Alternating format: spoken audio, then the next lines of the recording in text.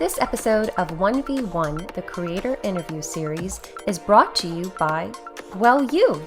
If you want to learn how to support this show and the Boss Rush Media family of podcasts, head over to patreon.com/bossrushmedia or search for us on the Patreon app on your smart device. Thanks for helping us build something better.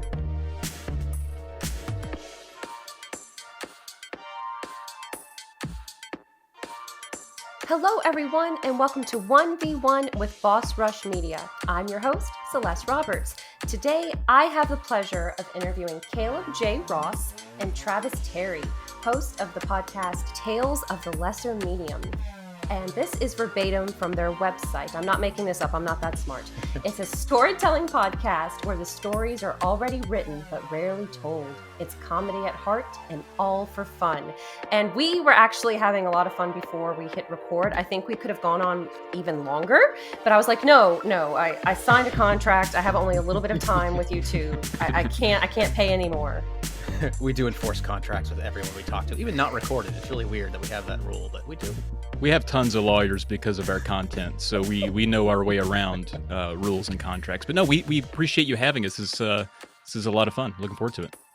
I thank you so much for making time. I know that with podcasting and time zones and life and all that other fun stuff, it can be difficult to round people up. I actually reached out to you two a few weeks ago and I said, hey, I would love to interview you and I would love to talk about things. And Travis said, I just want to be interviewed by myself. I did. I'm more interesting by myself. And then Caleb said, yeah, but they eventually agreed to be interviewed together. It's like, do you really want Caleb? Are you trying to be nice?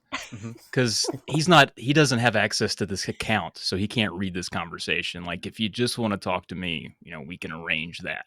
Okay, but now my audio's going, guys. Okay, you guys can start. Oh, okay, good. Hey, okay. Caleb, we were just not talking about you, man. How you doing? So excited. Oh, yeah. Glad to have you. We're glad you're here. Yeah, I think I assume so. Yeah, that's why I'm smiling. Well, I found out about you two because of our good friend Burger Champ, who I hope is listening to this episode. I really appreciate that. He turned me on to your podcast. He shared the Resident Evil episodes with me. I'm a huge Resident Evil fan. My first one was Resident Evil 2 on the Nintendo 64. And wow. I enjoy listening to people share deeper, more serious topics occasionally. But you two take storytelling to a completely different level, and I fully appreciate it. I never thought I'd hear Barry Burton talking about a toilet in my life. And that's all he talks about. And then it's Earthbound too. That's the other game I really love. Yeah, the choices have been interesting. We don't want to. We talked about it early on that like maybe just horror games were kind of ripe for what we do, since their stories are usually kind of linear and typically the lore around them is very fuzzy while you play it. But in the end, it's, if you dig into it, it can be interesting. And that was true for Resident Evil.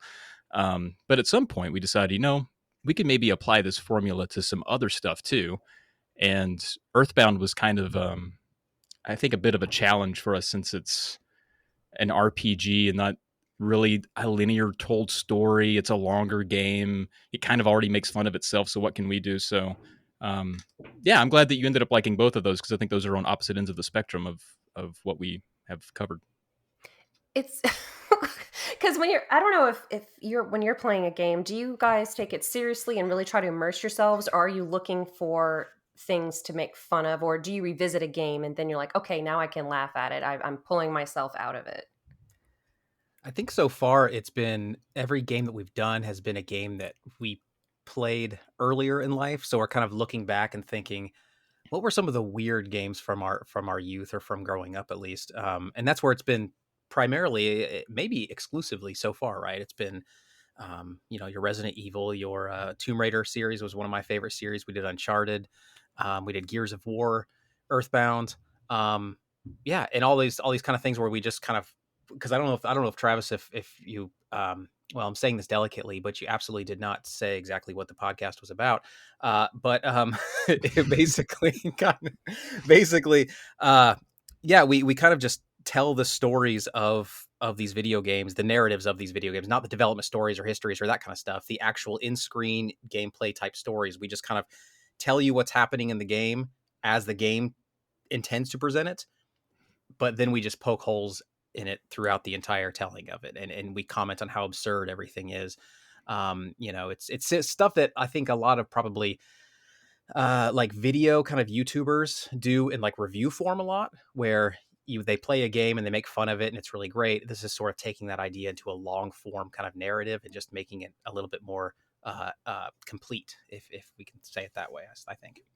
Yeah, I think that's a good way to sum it up. And I guess to answer the original question, not a lot of in situ gaming and scripting with the podcast. Usually, and I think the only time I've played a game really close to the time that we've talked about it was Uncharted. I played through essentially the last 3 of those during the time that we were putting together the scripts, but it's usually play the game through its entirety and just enjoy it and experience it as a game, and then go back and dig up a lot of the dialogue and skim through a playthrough and put the narrative for the podcast together that way. And I do already have the context of having played the game, and that helps, but I don't think I could do both at the same time, because I think I would I enjoy playing Uncharted in a certain way and then making fun of it in a completely different way. It's almost 2 brains playing and writing the script.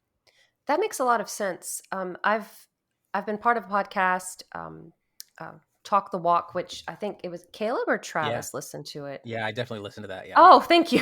Yeah, I'm taking a little hiatus from it. I just don't have time. I'm also part of another Zelda podcast, and I do these 1v1 interviews, and unfortunately I have to work and do all these other things to sustain life, but I noticed if it was a game that I was playing for that specific month to talk about in a book club format, you're playing it very differently.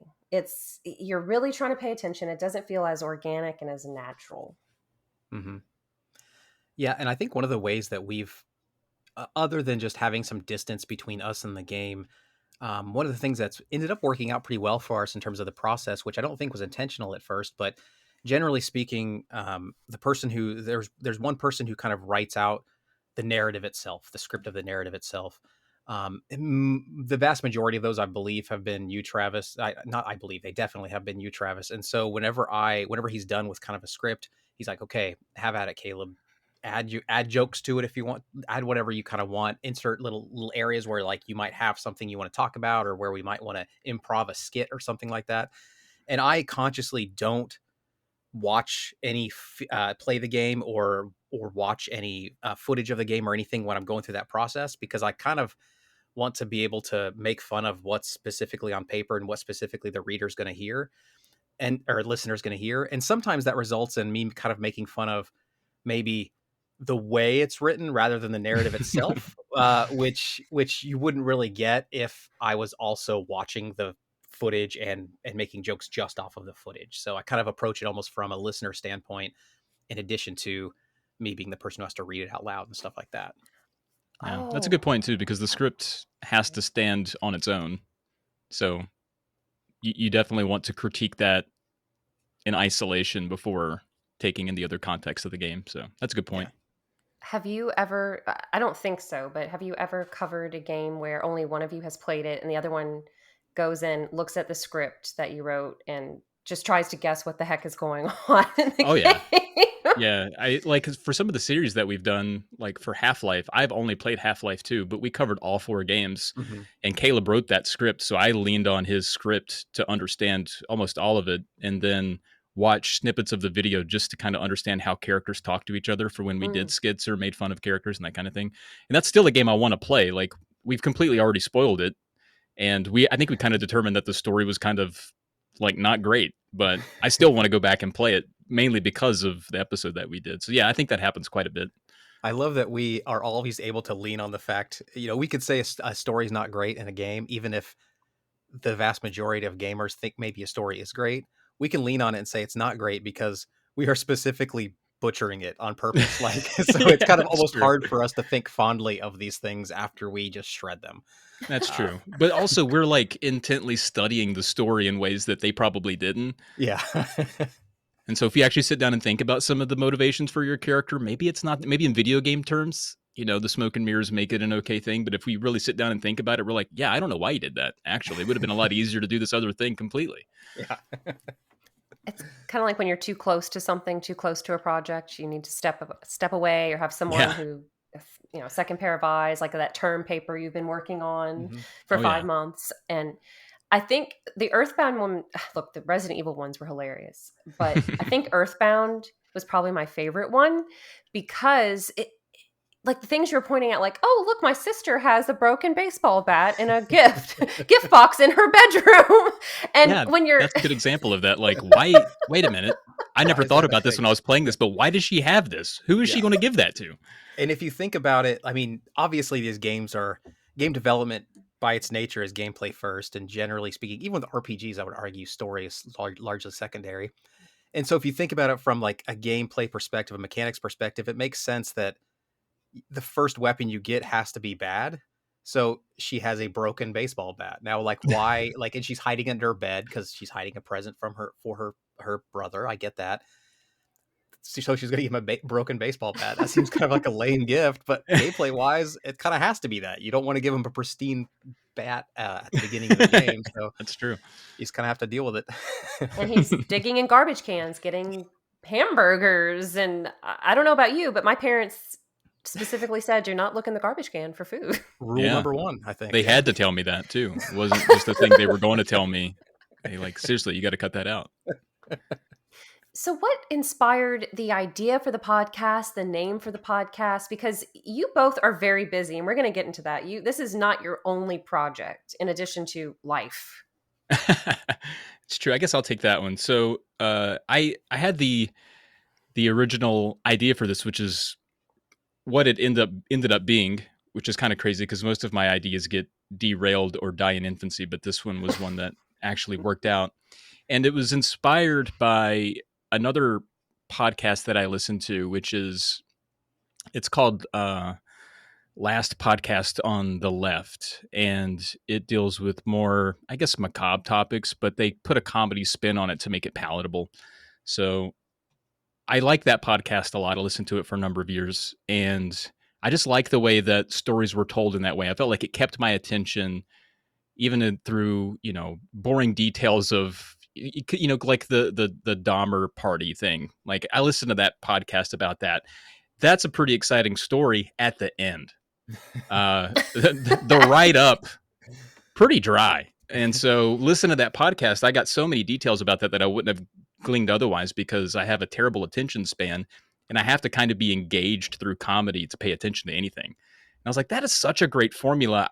And a thing that I miss out on a ton is when I'm playing a game is the story. I wish there was a podcast that could clear up some of these stories, make the narratives a little bit more crisp. And the only way I would ever pay attention to that is if someone dunked on it the whole time. I was like, well, I guess if you want something, you got to kind of do it yourself. And so I reached out to another friend of mine a little bit before I even knew Caleb to do that podcast. And that was where the name kicked off. We came up with, I think we were like we like the term lesser medium because that in itself is kind of a dunk on video games. So that kind of paints the picture of, where we're coming from. And then just adding the tales to it because it's like, hey, we're kind of reading a story. And then when that person wasn't able to do it, I was like, I know a guy that would be perfect for this. He's well read, well written. He's a funny dude. And that guy wouldn't do it. So I had to get Caleb. I knew where you were walking, Travis, and I was like, I'll let him have it. He had me in the whole time. I was like, who was it? Wow. So what is the most rewarding aspect of this podcast? Is it different from anything else you've done before? But Travis, you're involved in comedy, so this might come kind of naturally to you. I think this podcast is rewarding from a comedy perspective more than other ones that I do. Not to slight any other ones that I do or other co-hosts, but this one goes through a factory of creative, I don't know, like comedy inspirations where it's not only is it intending to 100% lean on comedy, it kind of lives and dies by that. Mm-hmm.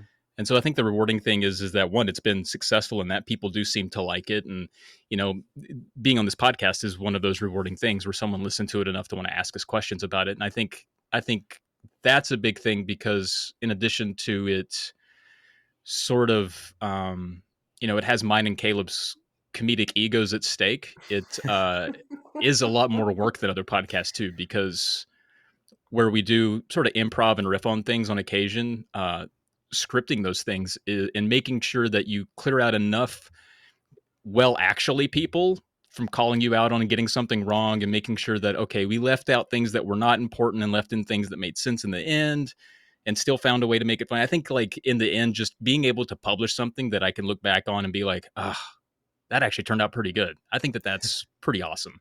And that it's very different from anything else that I do in that way. Yeah, and I think in addition to that, one of the things that I love about it, not only has this allowed me to sort of get to know Travis quite a bit better, and he's been just an amazing person to get to know, and a great friend. But I think that I don't really have a lot of things that I do as a co person to like that. Like a lot of my creative efforts are very much solitary, and this is kind of the one that I have that allows me to sort of interact with people. And I feel like what Travis and I have done, unspoken, unconsciously or subconsciously, I guess, not unconsciously, we actually are awake when we do this, but subconsciously, maybe what we've done is, I feel like both of us would say that, like, in an alternate universe, we would be right at home, like in a comedy sitcom writer's room, like staying up till midnight, just writing things out. And this is a way for us to almost create our own writing room and do that exact thing. I mean, we have someone drafts this script, other people are sweetening it up a bit, be like, oh, you should do this or add this here. Here's a cool place for a joke. And it goes back and forth in the document. And there's this sense of aliveness to it that I just don't have with any of my other creative outlets. So I've been really, really, I always look forward to the recording sessions for sure because of that. I agree with that. I think sometimes our scripts, I mean, I think I'm very proud of everything that we've published in podcast form, but the scripts, I can go back and look at sections of those and read it how I had it in my head. And whether or not I landed it when we actually recorded the podcast, I'm like, dang, the script's so good. So funny. So glad we wrote it like that. Like, I almost want to publish them all in the end, but Caleb's like, dude, we've already said it out loud. No one's going to buy it. Yeah. Like, but what if we change like a couple words? We had very brief conversations about that, and they were brief because of my putting the axe on it. Because I thought, like, reading is the thing that people don't want to do. That's why people make audio forms, and that's why people make video forms, so that they can truncate the reading. And I'm speaking as someone who loves books and loves reading, but it is the most work for any for any piece of enjoyment, really. And I was like, it doesn't make sense. It's already out there in the form it should be, But there's so many pages. That's so true. They're just many living pages are scripts. So Caleb can only read 18 size font. So keep that in mind. And so we're looking at like maybe between 30 and 40 pages of size 18 font. Maybe it's 16 font. I don't know. It gets bigger every episode. My guy's getting old, but I got one of my favorite jokes that Travis has ever said. I was going to try to pawn it off as my own, but Travis called me out on that once, and he goes, "Yeah, you got to make the words bigger, or got to make the words bigger so they fit in there better, or something." You said something, and it was great. Anyway, it was funny. It was good. Now I have to dunk on this time, but it was funny the first time he said it. They're easier to read when they're bigger. It's true. It is true. And one of the two of us is the one that reads these things. So it is true. It is true. Yeah. Caleb, hats off to Caleb in that narration, because it's harder than you think. Now that we've done these podcasts, I'm very often in awe of people who read audiobooks, because I'm always like, how long did he go without making a mistake? Because Caleb's pretty good at it, but there are times where, like, one paragraph's just got the worst words in it, and he's trying to hit it, and eventually he's just all right. I'm just going to start the whole. I'm going to go back 4 paragraphs and start over, man. I'm sorry. I'm like, dude, because I feel bad because Travis does all the editing, and so I feel bad. I don't know if you remember this, Travis, but some of our very first scripts, if you looked at my redlining of the scripts, it was like dense with just all these edits. And for the most part, it was an equal balance between me just being a snob about language, but then me also being knowing the difference between reading words out loud and reading them on paper. Like they have to be phrased differently in order for you to be able to Yeah. articulate them audibly. And so as I was editing, I was reading that loud to myself to see where I would trip up as I was reading. And so about half were probably, those kind of edits, half were just grammatical snobbery edits. And then very quickly, probably not quickly enough, honestly, I just gave up on the grammar stuff because the grammar was fine. I was just being a jerk about it. And I was just changing words for readability a little bit like that. And I don't know if you ever were edging toward the cliff there, Travis, when it came to me seeing all those red lines. But my apologies if you were like, God damn it, Caleb. No, I was always like, man, that guy sure knows how to read. Oh man, good thing I don't have to deal with any of that. Oh, what was it? Little Brown Handbook from school? The Oh grammar yeah. book? Mhm. Oh no. I was thinking of Strunk and White, which is another color. I have that one. Yeah, that's the one that I always go back to. I was an English major, so I had both. Yeah, I have an English degree, so yeah, I was definitely that was my life. So we both hate ourselves. I'm just kidding. Yeah, no, it's true. My profession now has nothing to do. Well, I mean, tangentially, it has something to do with English, I would say, but not really. So Really? you would despise my scripts too, then, Celeste, if you saw them. I write with a country dialect, and then I force Caleb to read it, and it's pretty entertaining. I enjoy it. That's actually why I started. I was like, I gotta get Caleb to read my country fried words. I think it's just a your bit of fault, a running Travis, that joke. all of my voices that we do, all of my voices default to just some country twang. Mine too. That's what I know. I wake up with it though. I can't help it. Is it okay? So you like remove the G and put an apostrophe? Like I'm fixin', not fixing. I'm fixin' to do this. Oh yeah, yeah. He adds all the G's back in too. It's infuriating. I just do a control find for IN and add G. It works 90% of the time. I'm telling you. Yeah, it's true. It is true. That's hilarious. No, I come from a place of wanting to help people. I promise. But so that okay, so I've been in plays before, and so when you're talking about scripts, is there some kind of rehearsal involved? Like, let's say for your next episode, how far in advance are you planning it, or is this all some secret juice you don't want to reveal? No, I don't think it's secret juice. I think actually we've had to tell people how long out we are from writing one because they're like, "Did you guys quit the podcast? We haven't seen one in 6 months." It's like, well, it takes a long time to put them together, guys. And that's true. So like, sometimes we have a couple going at one time. So I won't say what the next series is. I'll at least keep that under our hat. But I started writing that script last June. So Wow. it and that some of that's just like off and on. Like if we were really gung ho, we could probably knock them out like a month. It takes probably a month to do it, just and not just by itself, right? Because like you said, we have other things going on in life. But this is one of my favorite projects, and I hate to leave it dormant for as long as we have to sometimes. So I will like prioritize it, but it does take a long time to get through it, and then we go through the back and forth of trying to make it funny, punching it up, and all of that. And typically we release things, which we might be getting away from because it has taken so long, but typically we release things in series where a game has, and a lot of that's because more narrative-driven games typically have sequels or are trilogies or quadrologies or whatever. And so those are the ones we tend to gravitate toward because they'll have natural cliffhangers and you'll be able to kind of build from one episode to the next and lead your listeners from one to the next. But that takes a really long time to go through that and say, okay, now we're done writing 4 scripts. Now we can release these like a week apart, like we do for a lot of them. Or like with Earthbound, we decided one day, like, it'd be great if we just released an episode. So let's just do Earthbound. And it took like a month to get that one going. So we might lean on doing one-offs a little more, and that will speed us up and then keep some of the longer ones in the background. Yeah. And in terms of rehearsals and things like that doesn't really happen. The only rehearsal is really us just reading it to ourselves as we're punching it up and that sort of thing. Because a lot of the reading it live, like, I don't know. I don't know if this is a generous percentage or not. Keep me honest, Travis, but I would say maybe like 15%, maybe 10% or so of what you hear is not scripted at all. And then probably the remaining 90% is, well, I would say probably like maybe the remaining like maybe 50% of that is like verbatim, and then there's like a portion where we're taking what is there, but just kind of ad-libbing as we go. So it's kind of just making it live like that, and having the freedom to be able to just riff on something if we need to, is really, really beneficial, and I think helps out.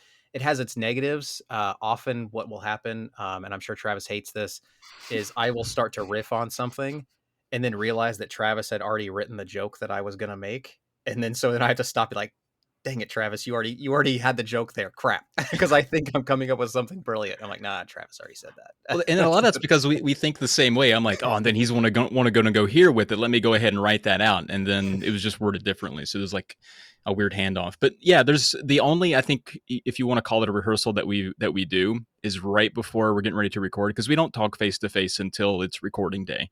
And then, we log on and we give our, how's the weather going over there in Kansas City? Great. That's awesome, man. Over here, it's the same as it. Okay, great. What voice were you thinking about for this guy? And then I'll do it and he'll be like, oh, nice. What do you think about my voice for this guy? I'm like, sounds like the same one you do for all your guys. That sounds perfect. Keep that up. And then we hit record. So if it's not broken, don't fix it. All my voices devolve into the exact same voice every time. But it's good. It's good. I like it. So I think our system works pretty well too, because it's turned out well, and we've not put like more effort into it than I think was necessary. It kind of feels like we put a lot of front, effort into the script and all that stuff, and then we just show up and do it. Mm-hmm. And there's never been a time where I'm like, I don't know, I think we should do it over, man. I think one time we had to because the audio was bad. One of our microphones was messed up. But like most of the time, it's like, dang, I'm so like, that felt great. It almost feels like a live show because of we're riffing and pulling off the jokes, going off scripts occasionally. Like it's really fun to do. If you're doing it because you love it, that's probably a reward in and of itself, right? I mean, but there are so many things we have to do in life that projects like this, if you're not enjoying it, what's the point? Yeah. Caleb, you are enjoying it, right? Yeah, right? What am I supposed to say? Should I say yes? Yeah, please. Yes. Oh, thank God. Oh. This is where we find out how they really feel. It's like what was that? Oh my gosh, I can't even think of those daytime talk show host. I can't even think of their names. What, like Sally? Oh, Sally Jesse. Yeah. One of those? Like the old yeah, like where you walk into the stage and you're like, Travis, I really have to tell you something. Yeah. Oh, yeah. I've been despising this project since we started it, but I felt really bad for you. And I know, man. My biggest fear was being invited to somewhere and then walking out into a room and just Donahue waiting on me. Like, oh no. What is happening? I kind of feel like, though, I've often thought about this, if that happened to me. And I think there's no better way to determine who the people are that you no longer want to be around. If someone invited me on that show to tell me they hate me, I now know that that's the person I should not be around. Good. The trash took itself out. Me. Thank you. Trash is gone. Yeah. It did the job. I love the approach to the podcast format and the storytelling format, because now that you've kind of helped me realize, okay, you don't have to take games quite as seriously. Yes, you can immerse yourself. Now, as I play games, I'm trying to think of the illogical aspects of them. Okay, so I'm a big Zelda fan, and just imagine, I don't know, this guy in a green outfit walks into your shop, opens this treasure chest, and suddenly there's this jar or item floating above his head, and this jingle plays, and the item is spinning. Just try to picture that actually happening. Right. That's bizarre. That's absurd. Then he smashes a pot and walks out. Yeah. Nobody says anything in the game. I want to see the camera stay in that room while people have to sweep up all those shards of pottery. I think he stole our bomb that we keep in that pot. Gosh, dang it. I really hope you're covering the Zelda series at some point. That's one of your favorites, Travis, isn't it? It is, yeah. That's what we've kind of talked about, and I think maybe before Earthbound, we were like, maybe it's too ridiculous. Like, we would spend so much time being pedantic about things like that, we would never get to the narrative. We would just spend our time being like, what's up with these chickens? Yeah. But What would And also happen too, if like I when don't even he know how they link raises... together. Yeah, it's true. What happens if he raises this? Or I don't know. I guess it would depend on the Zelda game. They're all a little bizarre when you think about it, especially some of the characters. What is your favorite Zelda game? I'm very partial to the original since that's the one I cut my teeth on as a small lad. So the OG is all me. And there's really not one I don't like. I'm not like one of those snobby Zelda fans. Although I didn't like Spirit Tracks. I'm happy to announce that to anyone who cares to hear. So you are one of those snobby Zelda fans. But just for that one game, I make one exception.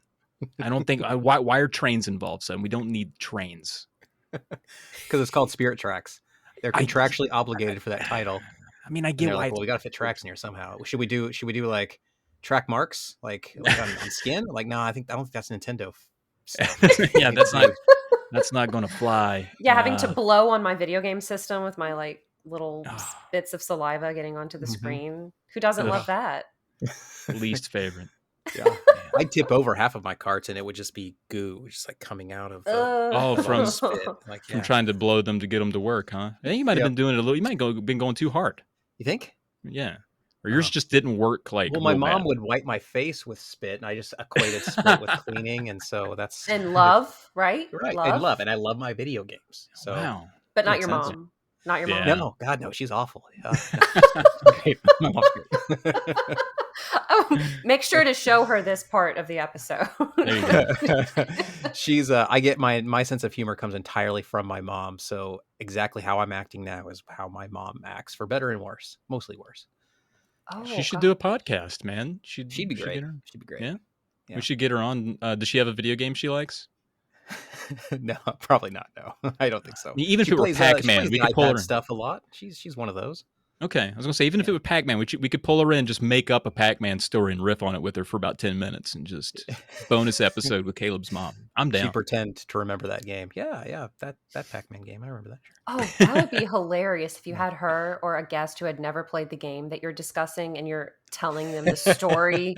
Oh, like it's a real story. Mm-hmm. Yeah, gather around. The sound effect of fire crackling in the background. Yes. And you sit around this campfire. That's kind of the vibe we want for the. I mean, I think the logo kind of has that vibe to it too, where it's like we're just sitting around reading you stories. And early on, we used to put like some moody music behind the narrative, but boy, is that an editing hassle. So we stopped doing that, and no one seemed to miss it out loud. No. So we kept not adding it, but that really set the mood. Yeah. Well, what if we were to abbreviate our episodes to like 10 minutes and nobody complained? Then how would you feel, Travis? We released 50 episodes this year. Now they were all 10 minutes, but because we only released 5 last year. Yeah, we just read the Wikipedia. Yeah, nobody seemed to care. It was a little disheartening, actually. Yeah. Do you remember angryalien.com with the little 30-second bunny movies? Does that ring a bell? It doesn't. No. I mean, I remember the heyday of like E-Bombs World and stuff where like little bunny movies were a thing, but I don't remember that website in particular. When you were talking about 10-minute long episodes, I guess it was kind of like an E-Bombs World. It's angryalien.com, if it even still exists. And they would take movies like The Exorcist and do it in 30 seconds. And little animated bunnies were the characters. That sounds pretty glorious. So the website's still up and all of those things still seem active. So that's a fun discovery. Thank you. I hope you enjoy it. This is okay. So I might be dating myself a little bit, but that's what I watched in like early high school.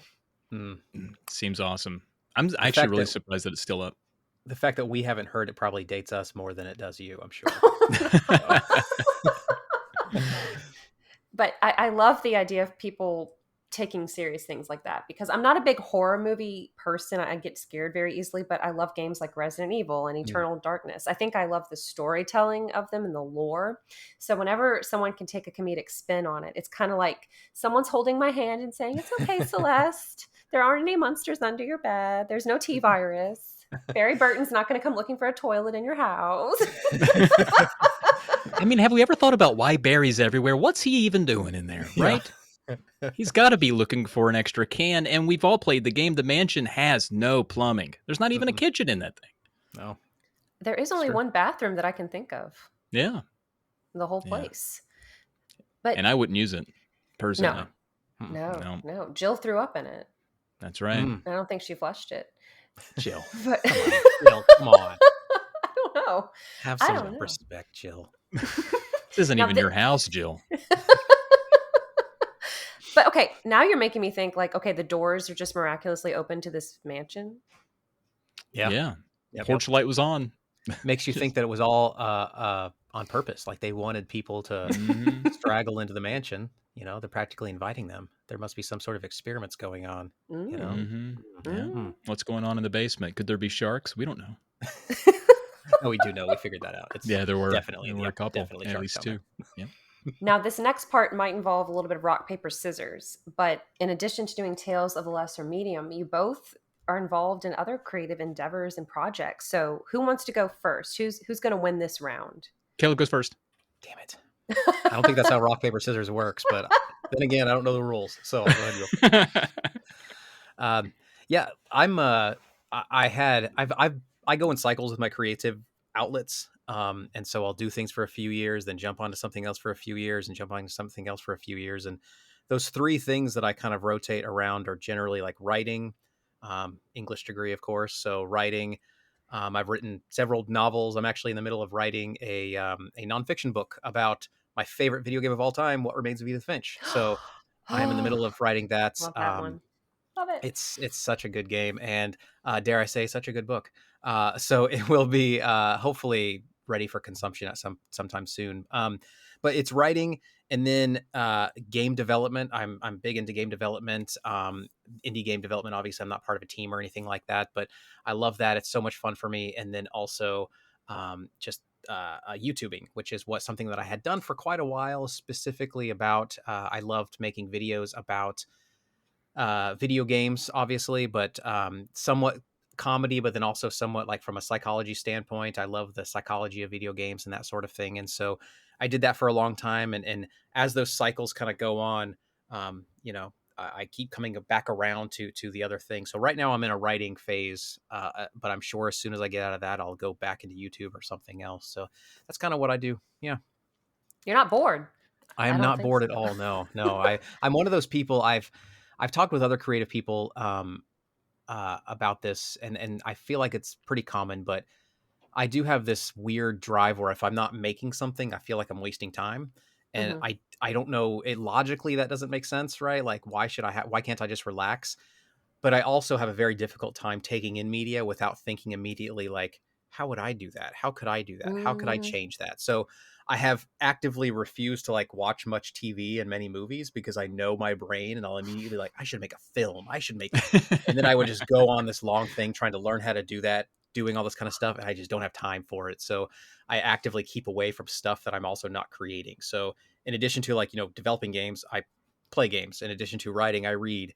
In addition to to like making YouTube, that's mostly the media that I intake, and it satisfies me. It works. So, what are some of the names of your books, and what are some of the things you've covered on YouTube? Yeah. So my books, probably. So the very first novel I wrote is called Stranger Will. I wrote that pretty soon after college. Pretty dark kind of novel about a guy kind of coming to terms with the prospect of being a father, but he's a professional human remains removal specialist, so he basically Oh. cleans up when bodies go awry. He kind of cleans up the mess, and so obviously there's some sort of nihilistic approaches that views that he has on life in terms of like what does it mean to give birth to something if it's just going to become a mess essentially. And so it was written during a time when in my own life when I was dating a woman who would become my wife, but she always wanted kids and I never did. So I feel like that was an extension of me kind of wrestling with that idea. Hmm. And then I won't go through all of them, I promise. But then I think the novel that's probably the best I would say out of all of them is one called "I Didn't Mean to Be Kevin," and it's kind of that approach, but flipped on its side. It's about a kid who sort of doesn't feel like they need a parent. And it's also kind of dark and all over the place and really kind of cool. It's probably, like I said, my favorite. It's full of like literary references and stuff. So, and that kind of ties into the theme of the book. The character who doesn't feel like they need a parent is always trying to validate himself as like I'm worth something despite not having parents. Um, in the same way that me as an author is trying to validate myself as being like, I know all these cool books. Look, here's some references to all of these kind of things. But then I think the coolest book that I've written is one called As a Machine in Parts, because it's only available in paperback because it has a lot of like metatextual type of things. If you've read, I compare it sometimes to in style but not in quality, to House of Leaves by Mark Z. Danielewski, which is Oh, like okay. an incredibly amazing book, much better than my book, but in terms of like metatextual like kind of themes and stuff like that is that. So yeah, that's the thing. And then the video game stuff is I get or the YouTube stuff, I get really like drawn into game what from a game developer standpoint. I got really drawn into like usability, which is like basically how well does a game teach you about itself. And so I got really deep into that, making videos about where usability goes wrong and how usability can like be helpful, and rules of usability and that sort of thing, but also taking like a humorous approach, very similar to what we do on Tales, where it's like it's kind of this boring concept, but if you can apply humor to it, it's fun. So I did that a lot, and then otherwise, it's just the psychology of things, like what is fanboyism, fan personism, Hmm. why does it exist? What does it stem from? That sort of a thing. Approach to videos is kind of historically what I've done. Yeah, And you develop games. yeah, and I develop Oh my games, gosh. very small games. I don't want anybody to get any thoughts of there being some amazing games out there, but definitely very much like. I loved your Stardew Valley, man. I thought that was incredible. Wasn't that good? Yeah. I took Man, this little thing I put incredible.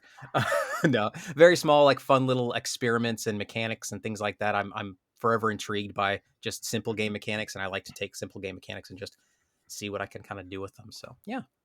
Wow. So can people play your games? Yeah, on itch.io or itch.io is a site where a lot of people, indie developers, will upload their games, and it's actually a little, I guess, life hack. A lot of times, games that come out years later start on itch.io. Like Inscription, for example, was a game that came out last year and made a huge splash, and everybody loved it.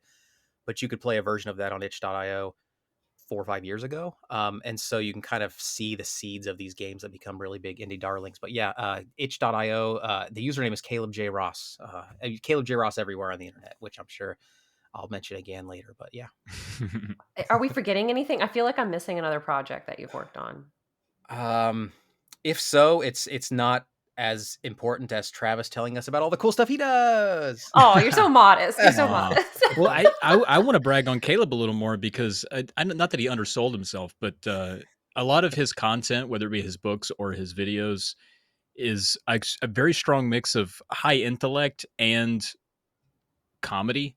He's very good about that. So even in a lot of Aw, his videos, you'll learn something and you'll also get a taste of a sense of humor. It's not, you know, dry usability, human factors videos. It's actually like, oh, I learned something, and that was I got the punchline too. So oh, thanks. his books are occasionally more bleak, but the humor's in there. So Caleb is strong all the way around. Definitely check him out. He makes for a Wow. great co-host. It's good stuff. Um, yeah, I do way too many things. I don't know where to start, and I do think I'm much like Caleb in that I can't consume anything without wanting to create it as well. And Caleb is kind of uh, I guess, an inspiration for a lot of the things I like. I take in a lot of his, or back in the day, his YouTube stuff and his writing, and that kind of got me to want to write, which is where scripting for Tales kind of comes in. I get to exercise that muscle a little bit. Um, and so I think I'm like him in a lot of ways. So I have a YouTube channel for NES games that was inspired heavily by a guy named Snestrunk, who a lot of folks are aware of. He does capsule bite-sized reviews of predominantly Super Nintendo games, but mostly 16-bit era. And I liked what he was doing, and I reached out to him one day and was like, "Hey, man, you think you'll ever dip into the NES stuff? Because it's kind of like my place, and I don't, if you're going to do it, maybe I won't." He's like, "I probably won't." And I was like, "All right, fine. I'll take a stab at it then." And then what I created ended up being so much like his stuff. I was like, "Well, I'll just rip this guy off. That's not great." And so I sent him a message because I didn't really know him that well, and I was like, "Hey, man, I think I just basically made a video of yours with my voice, and I just wanted you to like let me know if that's bad." And he was like, "No, I think it's great." It's very useful. I was like, okay, well, I'll just do this for the next 20 years then, like you're doing it. So I have that going. And then he and I became friends. And so he and I started our own podcast, which marry our two YouTube monikers. So he's SNES Drunk and I'm Ness Friend. My name even is almost like his. And we became Drunk Friend. And so by design, I kind of like, it almost, if you look back at what I did there, it's a little creepy that I basically just like stalked a man on the internet and then became his friend and attached myself to him. There's a Lifetime movie of this somewhere. Or There waiting to is, happen. yeah. Marion Baxter Burney is being chased by a man, but we ended up becoming friends, and he's not creeped out by me anymore, so that's great. So, and thanks to him, I think a lot of our other podcasts have been popular. So there's that. So I do a lot of podcasts. So I've already talked about at least two. I do the one I started with is called Polykill. That one's about beating games. Literally, that's it. We have a lot of games we need to beat, and so we beat them, and we talk about that. There's a whole not beating community. the cartridges, like not physically. Polykill. Right. That's right. Yeah. And that is the trope. I'm glad you caught on because a lot of people think it's like, I guess they don't even know what it's about. They're like, are you killing birds on there? What is going on with the polykill? What's going on with that? Can I ask you a question before you go on? Because I want it officially on the record. Yeah. Polykill, which is actually how I was introduced to Travis. That's the first place I heard about him was Polykill. But Polykill, the name, is it mean like poly as in multiple? We're killing multiple games from our backlog, or is it poly as in polygon? We're killing game polygons. That's a good point. Right. So a polykill is it's a trope term for when in a polygonal game you kill more than one enemy with one shot. I did not know that. Right. Thank you, Caleb. I feel so educated tonight. Nice. Right. And that was all credit to my first co-host on that podcast, Jake. He thought that was a good idea. And I was like, that's great. Not realizing that the name of that podcast would scare more people away than it would attract. But it's been good. And our network shares the namesake, so Polymedia, because of that podcast. So that one's been great. So literally just about beating games. We have a lot of fun with that one. What else do? I do one about Goosebumps books. Me and another guy, we run through all the Goosebumps books in order, talk about all those. And then I have another one about movies, Uncle Doug's DVD Bin. And I'll segue there to say I met my Uncle Doug's DVD Bin co-host, Kevin, because I started doing improv right after COVID, which is the worst time to do that. You really want to be on stage in front of people when there's not a pandemic. And I decided a little bit late to be around a lot of people. But, I always had this drive to kind of be funny in front of people, but I was always a little bit shy to exercise that. I don't know if it was my upbringing or whatever, but I was kind of like a closeted comedian. Like I wanted to be successful, but I didn't think I could do that being kind of funny. And then at one point I was like, man, I just got to try this thing I've been wanting to do. So I Googled online, like, where can I be funny near me? And a lot of people were suggesting just stick to podcasts. I was like, well, I named all of mine poorly and it's not working out. And they're like, well, there's an improv troupe like in the city over and you can take classes. So I took classes for a little bit and she was like, yeah, and I run like the city improv group. And if you stay with this, you'll audition, it'll take you a long time, but maybe you could be a part of that group. And I was like, oh, that sounds like I'll never be a part of that group. Like the tone you said it in and the way you worded it was kind of like no one like you would be in this group. But I have to tell you about it. It's part of like the program. And then I just kept emailing her during the pandemic. And I was like, look, I know we can't really be around each other without seriously dying, but I'd really love more improv. Like, do you have an online thing or anything? And finally she was like, do you just want to come to one of our rehearsals? And I think she was trying to be like, will you just go away? Would this make you happy if you could just hang out with me for a minute? And I was like, sure, yeah, I'll come do that. And then I just never left. So I never had to audition, but they never kicked me out. So now I'm in that improv troupe and that's a lot of fun. And then through that, I have now dipped a toe into trying stand up, which is my, I guess, premier passion at the moment. So I do a lot of things, but most of it just involves feeding my ego with laughter of other people. So yeah, I think I've covered most of what's important about me. If I forgot anything or anybody out there's like, dude, I do that one thing with you didn't bring up. I'm so sorry, that guy. This is so many things. He just brought up the important things that mean something to him. Yeah. I'm just so unimportant people, shut up. Yeah, I'm already here with Caleb. I mean, what do you want? Yeah, Come on. he's already scraping the bottom of the barrel. Come on, don't make him feel bad. So, are there certain comedians or stand-up comedians in general who inspire you? Oh yeah. Good question. Caleb, you can answer this too, by the way. I didn't want you to feel excluded. I Yeah, know. I Trav know. loves the guy with the puppets. He No, come on, loves. no, gross. And Oh, I know you like Gary Goldman, which is like, why? Who I does love that? Gary Goldman. Yeah, I he's know you great. do. Gary's fine. I like it's pretty telling of where I'm from, but I do like comedians that are. I don't know if you've ever heard of Nate Bargatze. Mhm. That sounds really He's familiar. he is he's kind of one of his CDs is named The Tennessee Kid, which should tell you everything you need to know. Like he's this guy that's sort of trapped in his where he's from. I think we can all relate to this, where it's like he didn't really identify with the people around him because maybe they were a bit, slow or rough around the edges or whatever. And a lot of his comedy kind of hits from that angle, which I find extremely relatable. And a lot of his comedy is based on just how dumb he is or thinks he is. And so, which we can all relate to. So I'm big into stuff like that. So Nate Bargatze, and I like Rory Scovel, who does more like improv stand up. He's kind of a page out of Robin Williams' playbook in that way. He too is another person who's like from Greenville, South Carolina, and a lot of his jokes are aimed at like his environment. Um, and Shane Gillis is a more recent one that I've become aware of that I really like. So those are kind of like the current ones, but I mean, the classics are that anybody would like. I'm also a huge fan of as well. What about you, Caleb? You have any?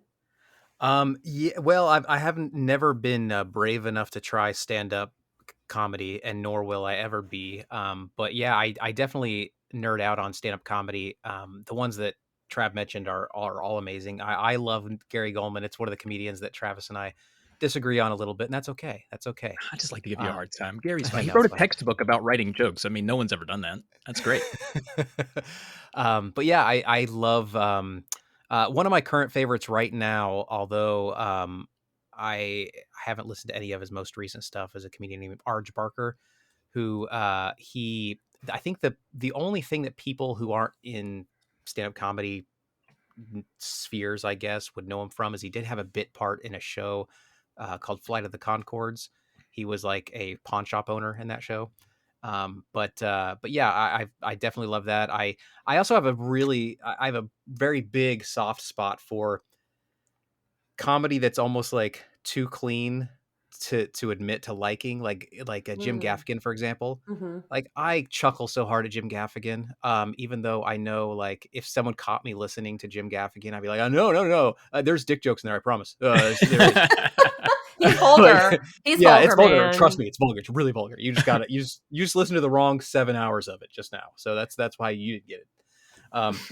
Yeah. So, but yeah, I'm a huge fan. Every once in a while, Travis and I will nerd out about stand up comedy and end up taking about half of our recording time Yeah, before we actually trading start YouTube recording. videos. It Yeah. happens. Yeah, it happens. Then it just devolves into us trading Norm Macdonald videos for That's true. That's true. yeah. What a loss that was. Oh, I I know. know. I know. Very Oh, unique. Never, no one like him. No one like him, and probably because and there won't ever be anyone like him again because his style was so unique that anyone who even tries anything, even within the same atmosphere, is it's going to be obvious what they're trying to do. Oh, you're just trying to Yeah. be Norm Macdonald. You know, No one it's could sad. have the confidence to tell a 15-minute joke that had no punchline. Yeah, Nobody. On live television. Nobody yeah, could. yeah. It's that's all about the ride with dedication. Norm. Yeah. The only closest I would ever I've ever seen to that much confidence is Tig Notaro when she her entire stand-up bit on Conan O'Brien once was just her pushing a stool across the floor of the studio because it made a farting sound, and and that wasn't even part of it. You could tell when she first came out, she kind of like leaned against the stool and it made a sound, and she's like, "Oh God, I'm gonna do this for the next 5 minutes." And so she just kind of pushes it and looks at the audience, pushes it, looks at the audience, and it was the funniest thing. Like, Yep. it's great. It's a good moment. Do you both enjoy studying the psychology of comedy, or at least, why does this particular comedian appeal to me? Or why does this comedian tend to attract these personalities and types of people? Do you ever think about that? I think Caleb and I have had conversations about that, and like in some ways it's interesting, but I think there comes a point in those conversations where it's like, part of it's like spoiling the magic. I don't want to know why it makes me laugh. I just want to kind of enjoy it. But even sometimes in joke writing, I'm like, why is that funny? Why is ending on that suddenly so funny? And most of the time, it's just the surprise of it is what it boils down to. But See, and I think what we've arrived at in some of these conversations too is that I tend to overanalyze, and I really enjoy that process of like looking into things. I mean, I have probably 3 or 4 books on my shelf that you can't see from here. They're over there on that shelf. Ooh, what a That neat are bookstore. that are just about that very topic. Like there's one called like the Humor Code, which is literally about that.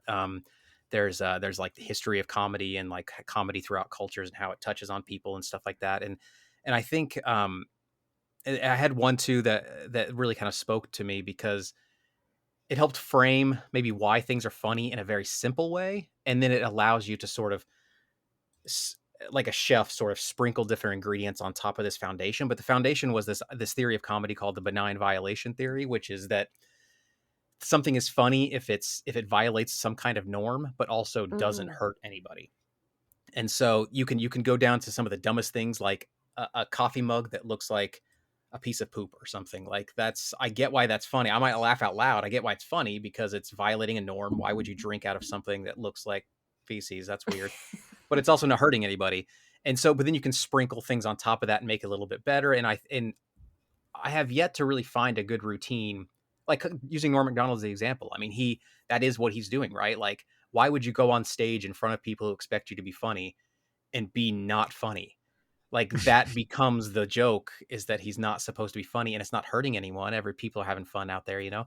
So in subverting expectations is sort of a subset of that, because that's really all you're kind of doing in that. So I actually personally just love thinking about those types of things. I love laughing about something and then sort of trying to figure out if there's a universal rule or a domain of knowledge that kind of fits into. Like, I know, like, why are multiple syllable words in sequence funnier than like ending on a single syllable word in certain cases? Like, I'll hear someone do a stand-up routine and I'll kind of imagine what happened if they what if they would have used this word instead of that word? Would it have been as Mm. funny?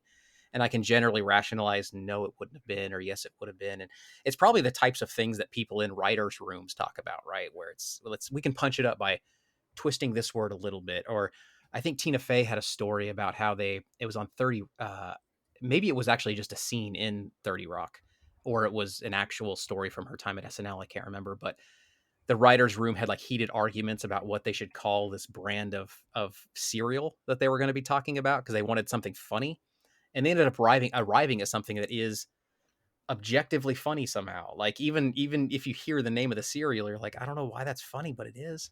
It definitely is, and they landed on it. I personally love that kind of stuff. Yeah. I was watching. Speaking of SNL, thank you. You triggered this in my mind. I was watching a skit, or is it skit or sketch? What is the I think appropriate both, right? term? Is it hey, improv guy? What's the difference? a sketch is written and a skit, you just do it. There you go. Okay, it was well. I guess it would be I made a that up though. skit. That was a skit that I just did. I'm trying to sound like I know It what I'm sounded talking good. about. I was watching on YouTube yesterday one of the I guess sketches that Pedro Pascal did, where he dressed like a Hispanic woman whose Yeah. son comes back to visit and brings a white woman as his girlfriend. Did you watch that one? I did. Yeah. Yeah.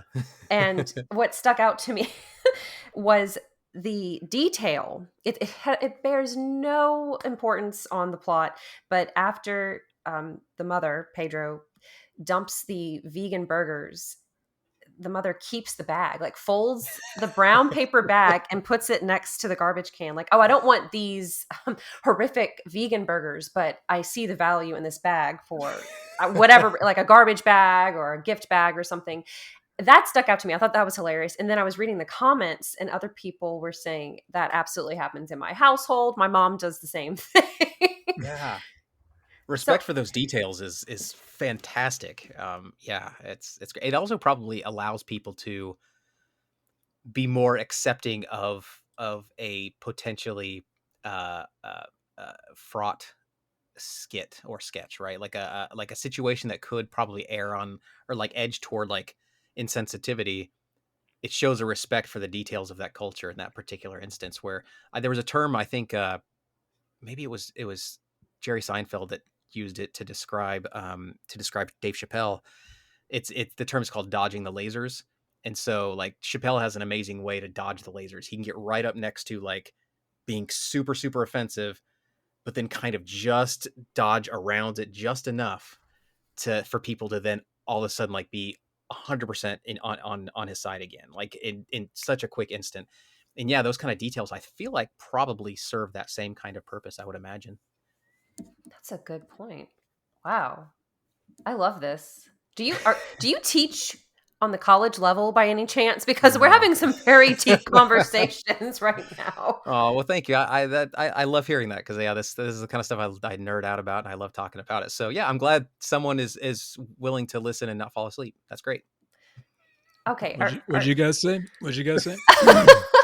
Sorry. Someone important. Let me correct that. Someone important. Oh, okay. So how do you both play games this way? Because I'm this person. I will talk to every NPC. I will try to open every door. I will look in every nook and cranny. Or are you more of a let me just get to the main goal? I don't care about this. I can go on this because I do have an answer. Do you want to go, Travis? I've been talking a Yeah, lot. I think I vary in that regard. To be honest with you, it depends on the game. I think if it's a game that's like wrought with dialogue, like after a minute, I'm like, oh man, everybody in here's a freaking chatty Cathy. Then I start dodging people and just try to get what I need out of the game. But if it's actually well written and interesting, I will. I'll talk, and I can't even say that's true because I've been playing a lot of Shenmue lately, and nobody is interesting. But you have to talk to everybody because somebody holds the key to your future. So that's not entirely true. But you know what? Aside from talking to everybody, I do try to open like every door. Like I always try to go the wrong way first to see if there's that Mm-hmm. hidden thing, or I really like to cover the ground and the geography of a map. I don't really want to talk to everybody. That kind of wears me out. Yeah, I do talk to everybody, and I have to talk to everybody, and that's generally why I will stop playing a game. So Travis, his solution is to ignore people after a while and just beeline the game. My solution is to stop playing the game because there's Oh, no way I'm going to be able to talk to everybody. So I just stop playing the game, and I think Oh that's wow. why I've never been good at like I've tried playing Dungeons and Dragons before, and I'm terrible at it because I'm paralyzed by potential. I'm paralyzed by choice and possibility, and I feel like I play. I tried playing Dungeons and Dragons, and I often play games like RPGs and stuff like that with a mindset that I'm not playing a role. I'm playing a player who has to figure out the game. And so rather than sort of absorbing myself and be like, what would my character do? What would my character do? It's no, what does a player need to do to solve this game? And when you're presented with 1,000 dialogue options and 1,000 NPCs, I have to exhaust all of those because one of those is, to Travis's point, the key to the future. Mm-hmm. So even in games unlike Shenmue, where you kind of have to, even in games where you don't have to, I'm like, but there might be something in here that makes this experience better rather than thinking the way to make the experience better is to ignore things and just do what a character would do. And I can't. The closest I got to doing that was recently the game Pentiment came out, and I played. It's I've heard it's a could be a lengthy game depending on how you play it, and I've heard all the way up to like 20 hours or so. I played probably 12 hours of it, which was a lot. And the only way I was able to get through that 12 hours is because I finally decided like this was the one game I'm going to say no. I'm going to play as a character. I'm going to make choices and be confident in those choices and commit myself to those choices, and that's it. And even then, still, I got halfway through the game. I just couldn't do it. I have either of you played Breath of the Wild? Yeah, yeah. loved it. Yeah, Are you looking forward to Tears of the Kingdom? yeah. I would assume so if you like Breath of the Wild, because some people hate Breath of the Wild, and No, which those I people are you know, wrong.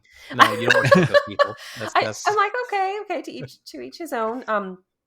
I actually was curious if you could follow an NPC, like the little travelers on the road. So Oh yeah. I just kind of walked alongside. I don't even know how long it took, but they kind of just keep going in this predetermined path. But I was really curious if they did anything interesting. Have you done so they. that before? I remember could. doing that in like Zelda 2, like in the towns you could follow Oh people and they would go yeah. in and out of houses. I always thought that was awesome. I was like, "What are you doing in there?" But they would go in there and then they wouldn't be inside the house. I'd be like, "Oh, they must be hiding from me. They don't want to talk. Come out, come out. It's okay. I don't only use the sword against bad guys. I guess they're shy. All right, I'll move on."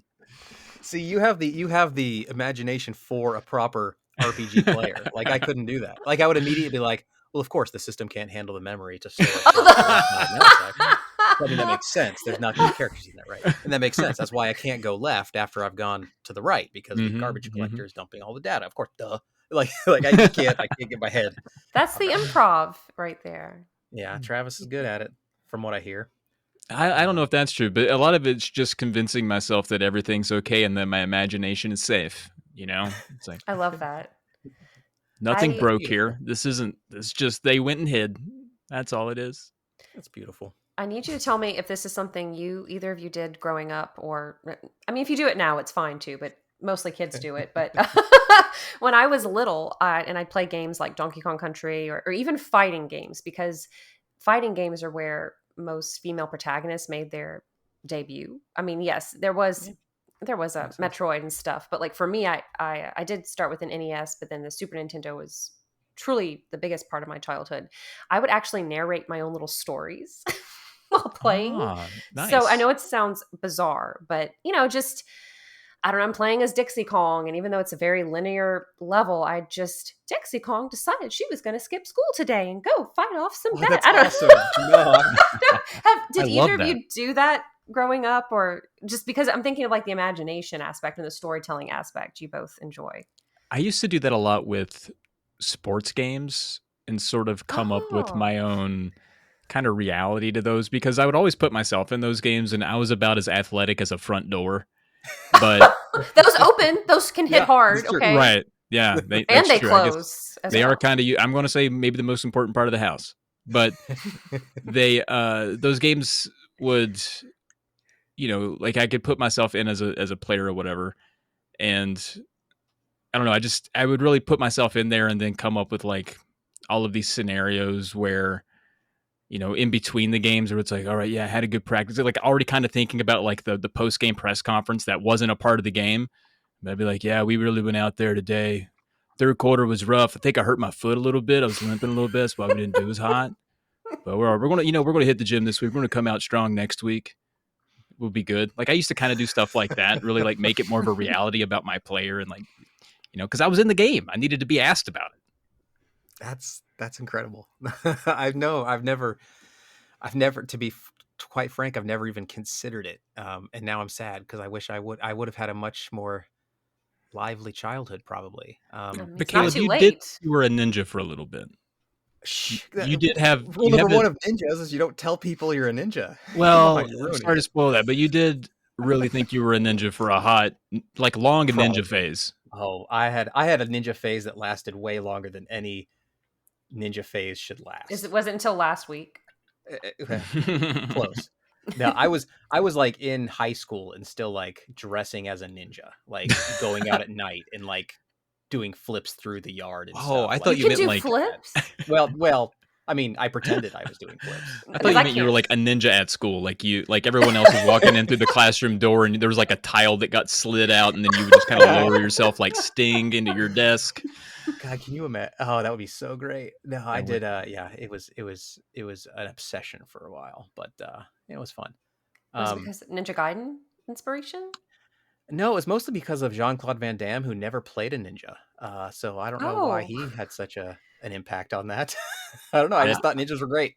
You is know? weird. That is weird. I never asked Yeah, you about the origin story, and that was not what that's I probably the expected. origin story. I mean, if it's not the origin story, there's a Venn diagram overlap of like my infatuation with Jean-Claude Van Damme and in martial arts in general that kind of coalesces Mm. into maybe a ninja somewhere in there.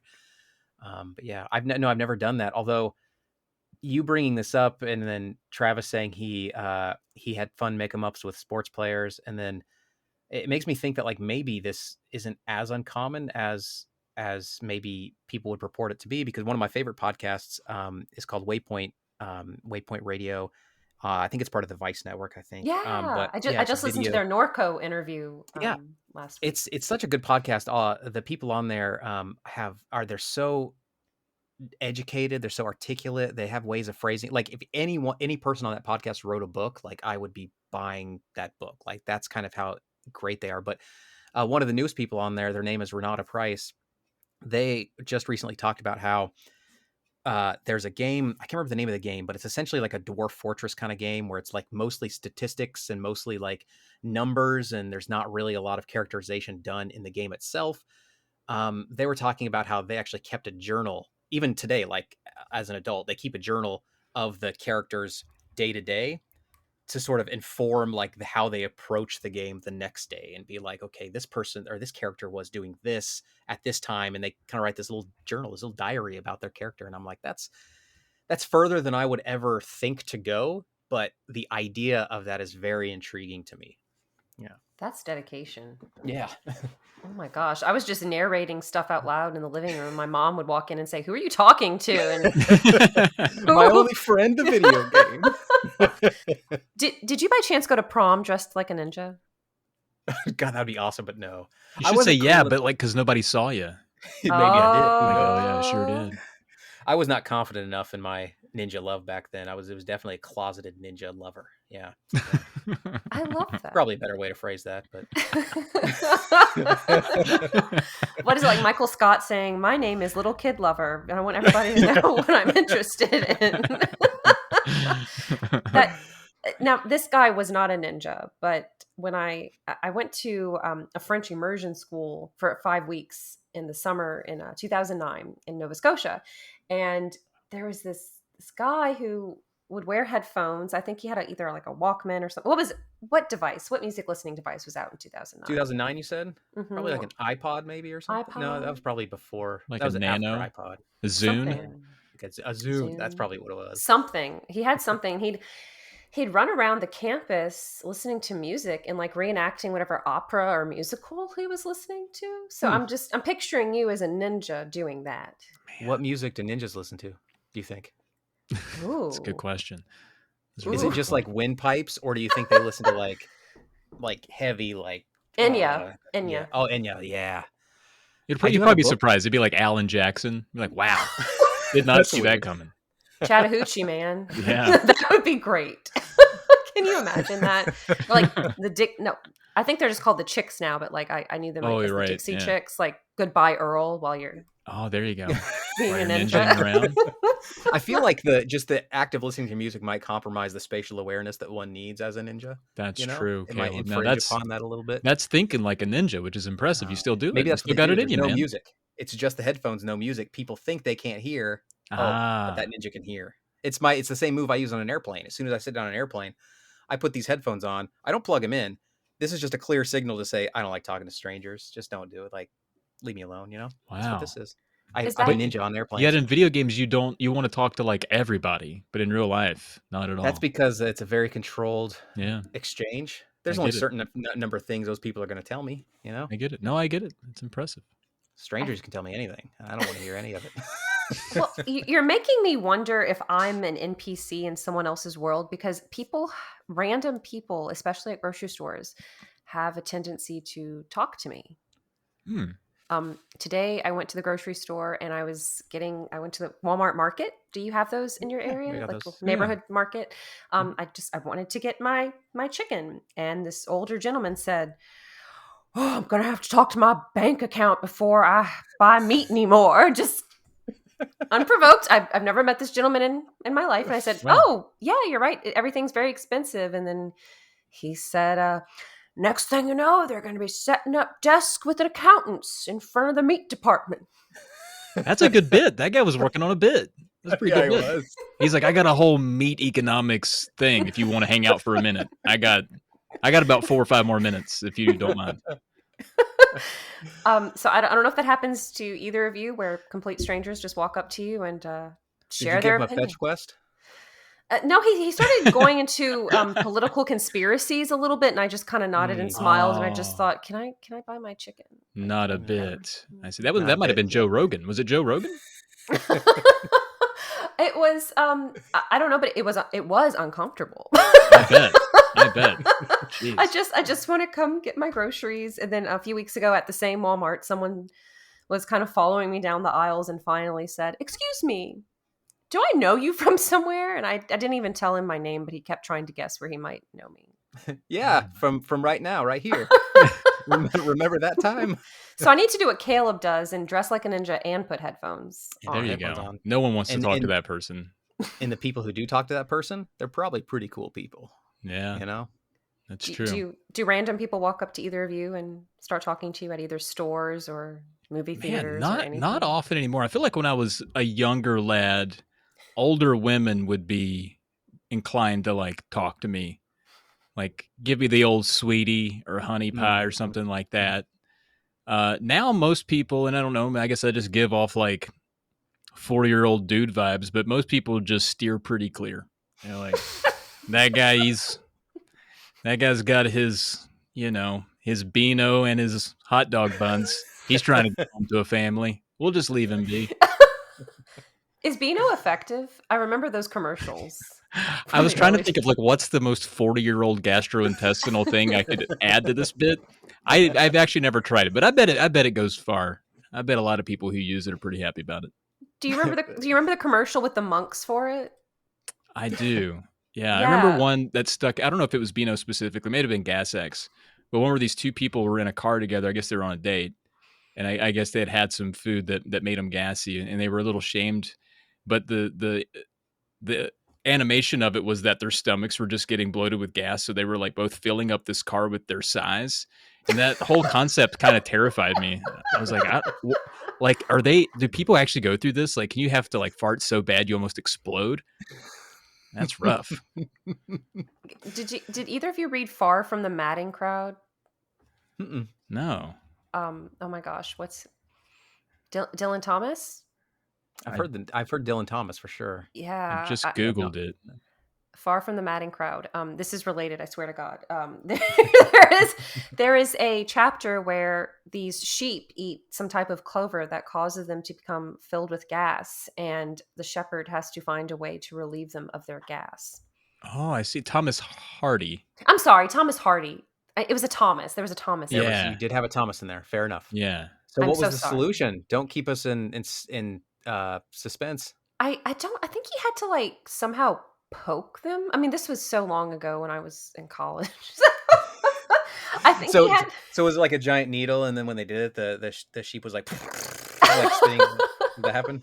It was a very delicate procedure because I think one or two of the sheep actually died in the process. But anytime I have that uncomfortable state of being, I think about how I wish that dude were there to help me. His name was Gabriel, and he really knew how to de-bloat a sheep. Yeah. It's like, man, I wish Gabriel were here. I can say with one of my novels involves like a beef packing plant, and I had to do a lot of research on that. And it is true that cows, because they're fed on like their stomachs can't digest corn, but they're fed on pretty much an all corn diet in order to get them to a certain weight. And so they do have to, like the people have to inject them with, there's a certain type of injection that they have to get that helps them to like, I don't know if it's just to let the gas out or if it helps them to sort of process the corn in such a way that like they don't die. They don't suffocate essentially because their lungs can't breathe because they're so bloated. Oh my God. Yeah, it's one of the many horror stories of beef packing plants for sure. Did you read they just found something else to feed them? It seems like a lot of work just to get the corn through. Yeah, but it's cheap and subsidized. That's the way they have to do it. I actually also read, I don't know if it was during research for that book, but like it's cheaper for farmers to feed pigs candy than it is to feed them corn from which the candy is made because the corn syrup used in candy is so heavily subsidized that it's actually cheaper just to like buy the processed high fructose corn syrup candy and give that to pigs. Yeah, and that's how they make maple bacon. And is it delicious? It's true. It's all pre-caramelized. It's amazing. That sounds like is it Sinclair Lewis or Upton Sinclair? Oh, it does. It sounds like the jungle thing, right? The jungle, yeah. Yeah, it does. Man. God, that book is gnarly. Do you want to It's been a while. I haven't read it since high school, but I remember being gnarly. You ready to go in a meat packing plant? No, I don't have the stomach for that ever. Like, I no. Yeah, I think about how like my great grandparents used to slaughter chickens, and I'm like, well, I guess I would just die because yeah. I can't do it. I I'm couldn't. glad they did it so we don't have to, I couldn't even work in a candy packing plant. There's like nothing about work I find exciting at all. I'd rather just podcast. It's so much more fun. So you're not one of those people who says, I could never retire because I'd be Oh so God, no. I bored. feel like dude, if it were an option, I'd do it. Like I would have already done it. I don't enjoy work at all. I stayed in school until I was 40 to not work. That's true. Work is Wow. stupid. That's I what I mean, should have done. you did still also work. Kinda. I mean, I was like, I can't right now. I'm a student. I'm studying. Leave me alone. I'm trying to be smart. Go away. I'm doing stuff. What did you Boss, get out of my room. I'm studying. What did Yeah. you study if you don't mind my Uh, asking? usability. Well, everything Caleb made fun of on his YouTube Mhm. channel. I was You were the inspiration for me, Trav. Thank you. yeah, human factors engineering is what I got my degree in. So Wow. I know a lot about like dumb design, which is Caleb loves. I do. It's fun to talk about. I don't know. Maybe I have more fun talking about what your degree is about than you do. Fine, that's fine. It's true. I mean, we got to enjoy jokes like, why do knives say keep out of children? Like, that's fun. Like, you want to design a knife not to go in a kid, but you can't because it's hard to do Because it's a that because knife. it's a Yeah. knife. So you just put a little sign on it that's like, dude, seriously, of all the things, out of the children. Keep it out of children. You can put it in anything else but children. Stuff like that. That's what my degree was in. How to make things safe for stupid people. Wow. Yeah. What's your claim to fame? Have you invented anything that's saving the world or? I do have a slight claim to, I guess, modest academic fame. Not that my name's on it or anything, but most of my studies were in lighting and visibility. Super exciting topic. Always people wondering about lights. We take them for granted. I'll say that. But I worked with the Virginia State Police on a project because a big thing is the move over law, right? So when a cop pulls somebody over, other motorists are in a lot of states encouraged to get into another lane and give some space between them, right? And they were like, man, no one's really doing that. Kind of sucks. Feels like we're about to get hit by every car that passes. Is there anything that you guys can do from a visibility and lighting standpoint? And we found a couple of things. One, the Virginia State Police always used just blue lights on the top of their cars. It was a traditional thing. A lot of local agencies and other state agencies will mix the red and the blue. Some will have red only. Some have blue only. Virginia State Police were only blue. And so what we found was that in the state of Virginia specifically, whenever that they saw a blue lights already pulled over on the side of the road, they're like, well, that guy's already got somebody. They're probably not going to get me. I'm either just going to stay in my lane or not slow down or not pay attention or whatever. But when you add red lights to that, now people are like, oh, there must be some kind of wreck or emergency up ahead. It might be a fire truck there or an ambulance as well or some other cautionary vehicle. So just with the addition of red, one, psychologically, that helped people move over. But two, people innately respond to red with a bit more caution. It's just the way we're programmed. So they're more likely to slow down as soon as they see it. And it's much more visible during the day, where blue lights get washed out by a blue sky. So we did a bunch of studies for them, and basically, a lot of that was already kind of known, but the extent of it was sort of unknown before that, and it became a bit of a nationwide study for a lot of police agencies to leverage for the safety of their own officers. But the Virginia State Police completely changed the way they outfit their vehicles based on my dissertation, which was really cool. In addition to adding little chevron designs on the back of their car that we showed would increase their visibility and keep them safer as well. So that was really cool. So now when I see a Virginia State Police car pull me over, I'm like, hey, guy, yeah, your car. I did that. Huh? So maybe let me go today. All right. I'm out there keeping you safe. That is so cool. I never would have thought of that, but I didn't realize they didn't use just blue for a little while and not both a mixture of red and blue. Yeah, the Virginia State Police, I mean, a lot of the agencies are very traditional. They're like, we've had just a blue light bar since 1943. It's like, well, maybe it's time to look into changing that a little bit so that you don't die as often. Just color red was invented in 1962. You've had it for a while, sir. red's been Go out a ahead. bit, but maybe try to work it in there. And a lot of it too, they were kind of aware of, but I think they really needed the sort of the scientific evidence to force the dollars in that direction. Because outfitting a whole new fleet of vehicles isn't like a decision you make on a whim, right? Mhm. But no, it was good. It wasn't just for them though. I throw them under the bus because they were our partner, but a lot of agencies around the U.S. changed their what we call livery, their visible elements of their vehicles because of that study, which is pretty cool. And how long did it take to work on that? It was a 5-year project, so it took most of my life. I'm only 9 years old. A lot of people don't know that. That is, I think we take a lot for granted in this world. We don't realize how much research and how much work goes into the things we enjoy or just observe.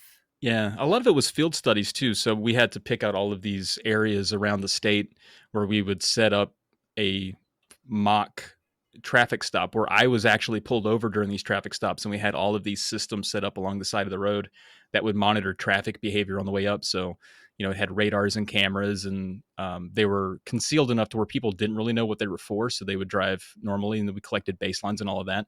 So that alone took 2 years because there were so many different factors, because we wanted to try it on different types of roads, different road classes, different areas of the state, because Northern Virginia is a completely different kind of area than where I'm from, the more rural area, different types of drivers, et cetera. So there was a lot of different variables we had to soak up so that we could account for the plethora of driving profiles. It took a really, really long time to learn kind of what we already knew, but no one had ever done that research before. And that's what research is sometimes, is putting numbers around what you already know. I told you so. It's that I told you so moment. I know, which felt good to write, because I've had to do research projects where like I was pretty sure it was going to end a certain way and it didn't. And my report was just like, we don't know. But it turns out that science is weird. We're going to have to do more of it to figure out why this is wrong. It's crazy. But that one was a good one because it was like, told y'all. That was how I wrote like the abstract. It was like, told y'all. I knew it. Y'all will respect my authority. Man, now I want to go pursue a PhD or something. I don't know. No, don't do it. Just do what Caleb did. Get one on YouTube. It's way better just do it at home. Yeah. He's right. I don't have a witty retort. That's absolutely the best way to do it. Way better. Well, are there any other projects that you have in the hopper right now? Any future plans? You're already doing so much. I don't know if you're adding anything else to your plate. Caleb is working on that book. I've been scolded by everyone I know and my wife to never say yes to anyone else until I run it past her first. I have really bad yes man syndrome, where I'm just a buddy away from taking on something completely different. So I'm going to keep doing what I'm doing. Hopefully keep all of those balls afloat. I think that's it. And really focus on Tales. I think last year we released only 5 episodes, and I want to do more Tales in this year. You've rejuvenated us, Celeste. I like that we're getting a little bit of attention, so I'm ready to go. That's the currency you deal in, is just if you give Trav a couple of compliments, boy, that'll set him going for years. Yeah, I'll start all kinds of Google Sheets with you, and we'll plan something. So I should check my email in my inbox. And I've had some ideas for you. I'm like, man, I bet you'd be good on a show that, I can't, I won't. Can't do it. We do have, in the Discord, always have just tons of other podcast ideas that people will throw out there and be like, wouldn't that be, oh, this sounds like a great podcast. And there's a certain type of person that will then jump in and be like, I'll do a prototype episode of that. I'll see how that goes, throw it out there, whatever. And it became so common for these like ideas that sound really cool, but no one really wanted to take it on, that I had this completely separate idea called a podcast called Podcast Island, where every episode is the first episode. And so every episode of the podcast is like the first episode of just some weird podcast. And it would allow us to get super like granular. Like, wouldn't that be great if there's a podcast? Like, how like milk cartons, like the way they're folded maximizes the efficiency for the way that like the die press can cut them, right? Like, wouldn't that be cool if there's a whole podcast about milk cartons? Like, That would be cool. What would be more realistic is maybe one podcast episode about that, but just you pretend it's the first episode every time. So Right. the alternative to that would be pretending every episode was like the middle of the season, so that you just start talking about this thing as though there's this entire history of like people already get it, and then you just start talking about like milk cartons or Yeah. whatever. And I love the idea that we had like doing a podcast about the show 24, but like starting somewhere like at 15, like yeah, and do podcast island and just pretend we've gotten that far. I yeah. thought that was a great idea. So yeah, the short answer is, based on that response, you should probably hope that we don't do anything else. Actually, Tapped out. Now all of our ideas are just meta bad ideas. yeah, it's true. It's true. I want to know if you ever come and perform comedy in my area, because I would love to see that. I don't know if you're traveling yet, Travis. Oh no, most of what we do takes place within like a 50-mile radius of sad Roanoke, Virginia. Um, but yeah, and that's where I have. I mean, the stand up thing is literally less than a month old, and I have a show tomorrow that would be my second time on stage. So I'm not traveling far for that either. However, it is good practice. Like anytime you visit a new city or space, try to get like an open mic because if you can make strangers laugh in one place, it stands to reason you could do it in another place. So if I ever do make it that way, I'd be happy to make a fool of myself at your local venue of choice. But there's actually a local distillery that every third Friday of the month they have open mic night and stand-up comedy. There you go. All right. Well, if I'm ever down that way, which again, my daughter really likes The Princess and the Frog and thinks New Orleans is a magical place, so we could convince her it is. We could head down that way, and maybe I could hit up this. Did you say distillery or brewery? A distillery. Yeah. Either way, I'll hop in there. I don't know if she just leave her outside. What's the worst that would happen? Yeah, she's 4. She'll be fine. That's where she wants to be anyway, is out in the kingdom. She doesn't want to be stuck in the castle. No, she doesn't like my jokes anyway. You've tried them on her too, haven't you? Yeah, she doesn't get them. She really doesn't. What a dumb kid. I know. And when is your Edith Finch book coming out, Caleb? Yeah, it's right now with some beta readers. Basically it's effectively done depending on how much feedback I get. And my fingers crossed hope would be that that it's actually kind of print ready and ready to go by the middle of this year. So fingers crossed.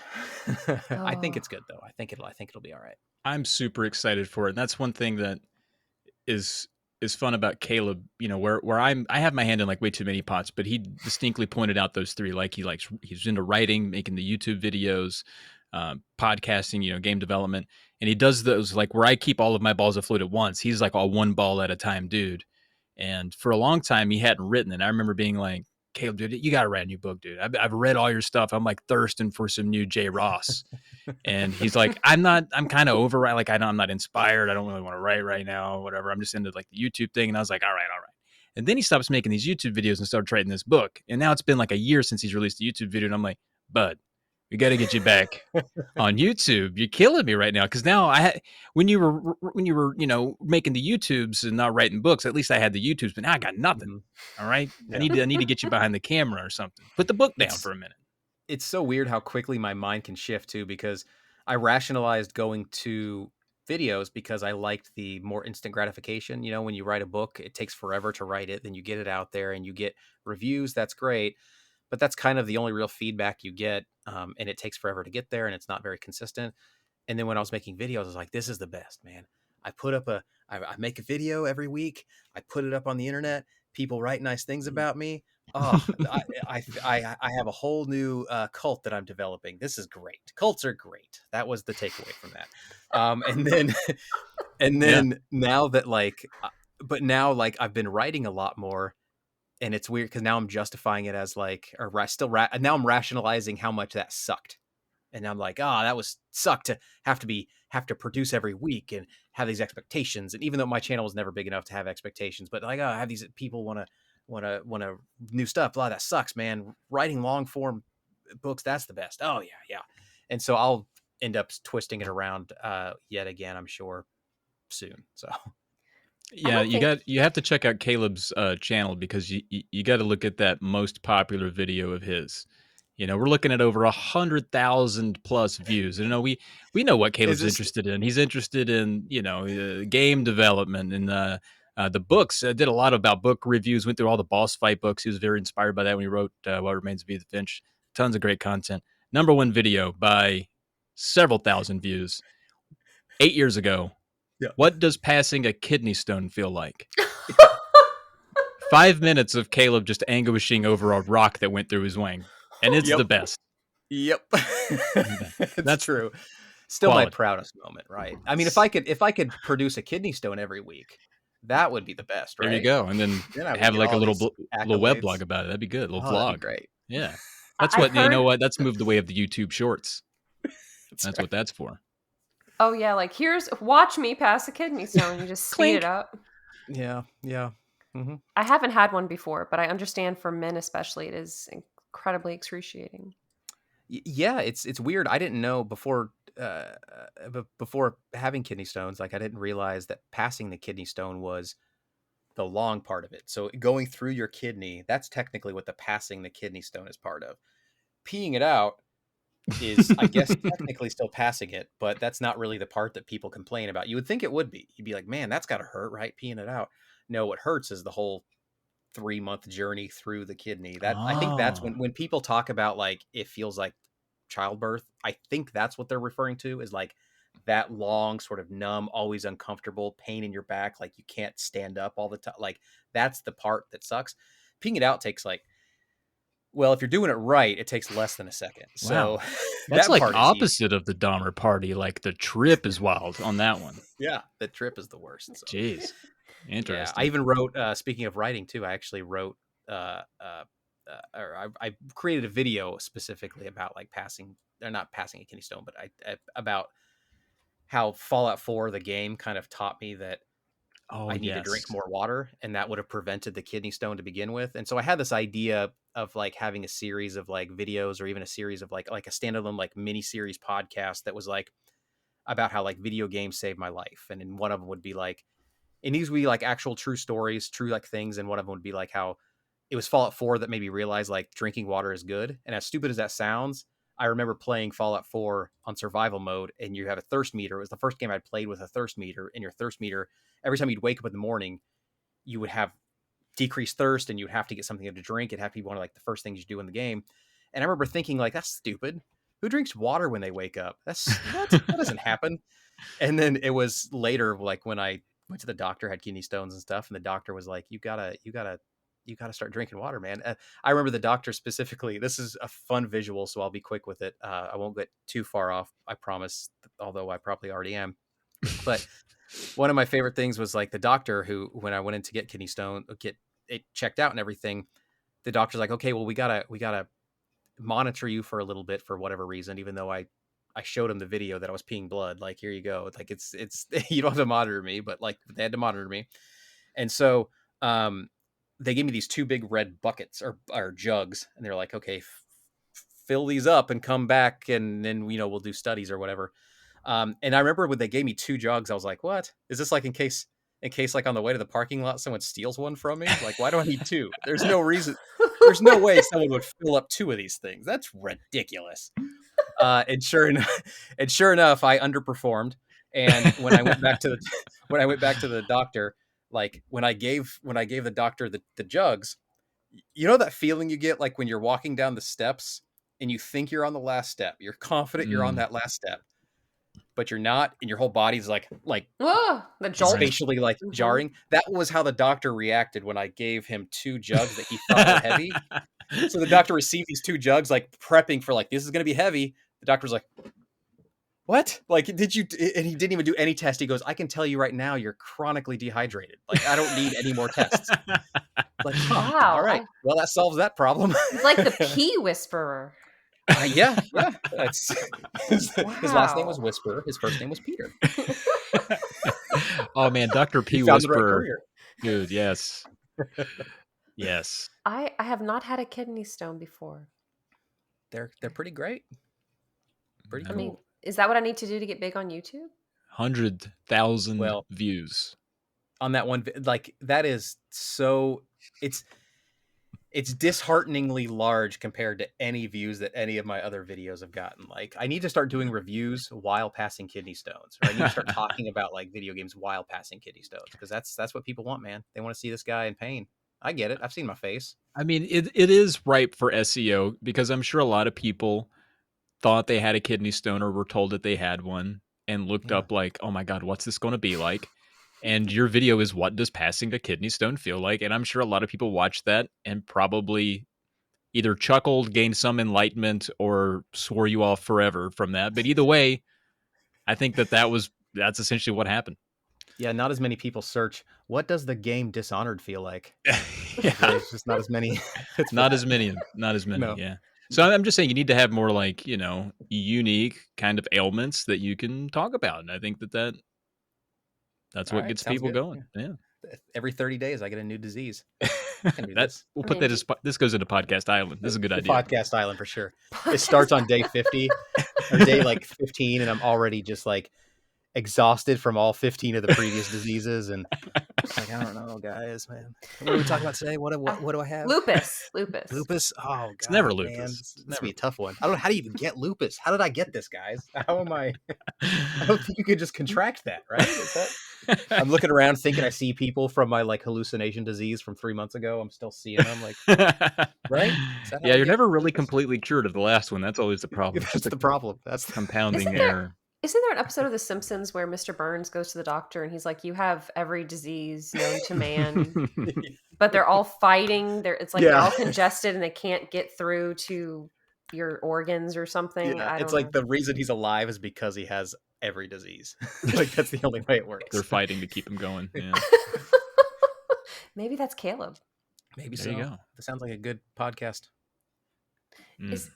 Is there anything else you would like to share about yourselves or life or Man. kidney stones or? Man, I feel like I've never talked about myself this long, and then someone keep asking me to do it. So I don't know if you've been like kindly trying to get us out of here. You're like, all right, seriously, anything else? Seriously. One more thing from either of you? She's doing a favor for the world by exhausting every potential now, so you never have to talk ever again. That's a good stuff. There'll be I round think I'm 2 tapped out. fight. Yeah. That's what's gonna happen. I think I'm tapped out. Yeah, nothing for me. I think I've exposed myself as much as any one person or group of people could ever want. So yeah. I wasn't expecting that sentence to come out of your mouth, Caleb. It's an interesting way to Have you phrase been that. listening the Caleb. last hour and a half? I don't know. You were talking about House of Leaves, and you're talking about psychology. That's And true. I've Yeah. exposed myself. You know what? As long as True. it's not hurting people, That's true. As long as it's benign and doesn't. It's funny then, right? So so you're saying if I expose myself to people, it's funny. Is that what you're saying? Maybe. Yeah, this is becoming slightly a weird. confession booth. Yeah, I'm not sure I agree with that statement. you might end up winning the lottery though, because then you'll be somewhere where you don't have to pay for your food or your shelter, but it might be for a predetermined amount of time. And you might have to go to the courtroom. You have to wear the same uniform every day. Oh, that all sounds actually pretty glorious. I'm the type of person, I wear the same outfit every day. It's that decision fatigue thing. Yeah. I do like wear the same clothes every day. Yeah, you're Not like the same Ernest P. exact Worrell. You clothes. just have a closet full of red shirts with 3 buttons He's on a top. smart man. He's a Yeah. smart man. Was. Yeah. Rest in peace. Rest in peace, Ernest P. Worrell. What, No relation to Dr. P. Whisperer. P. Whisperer.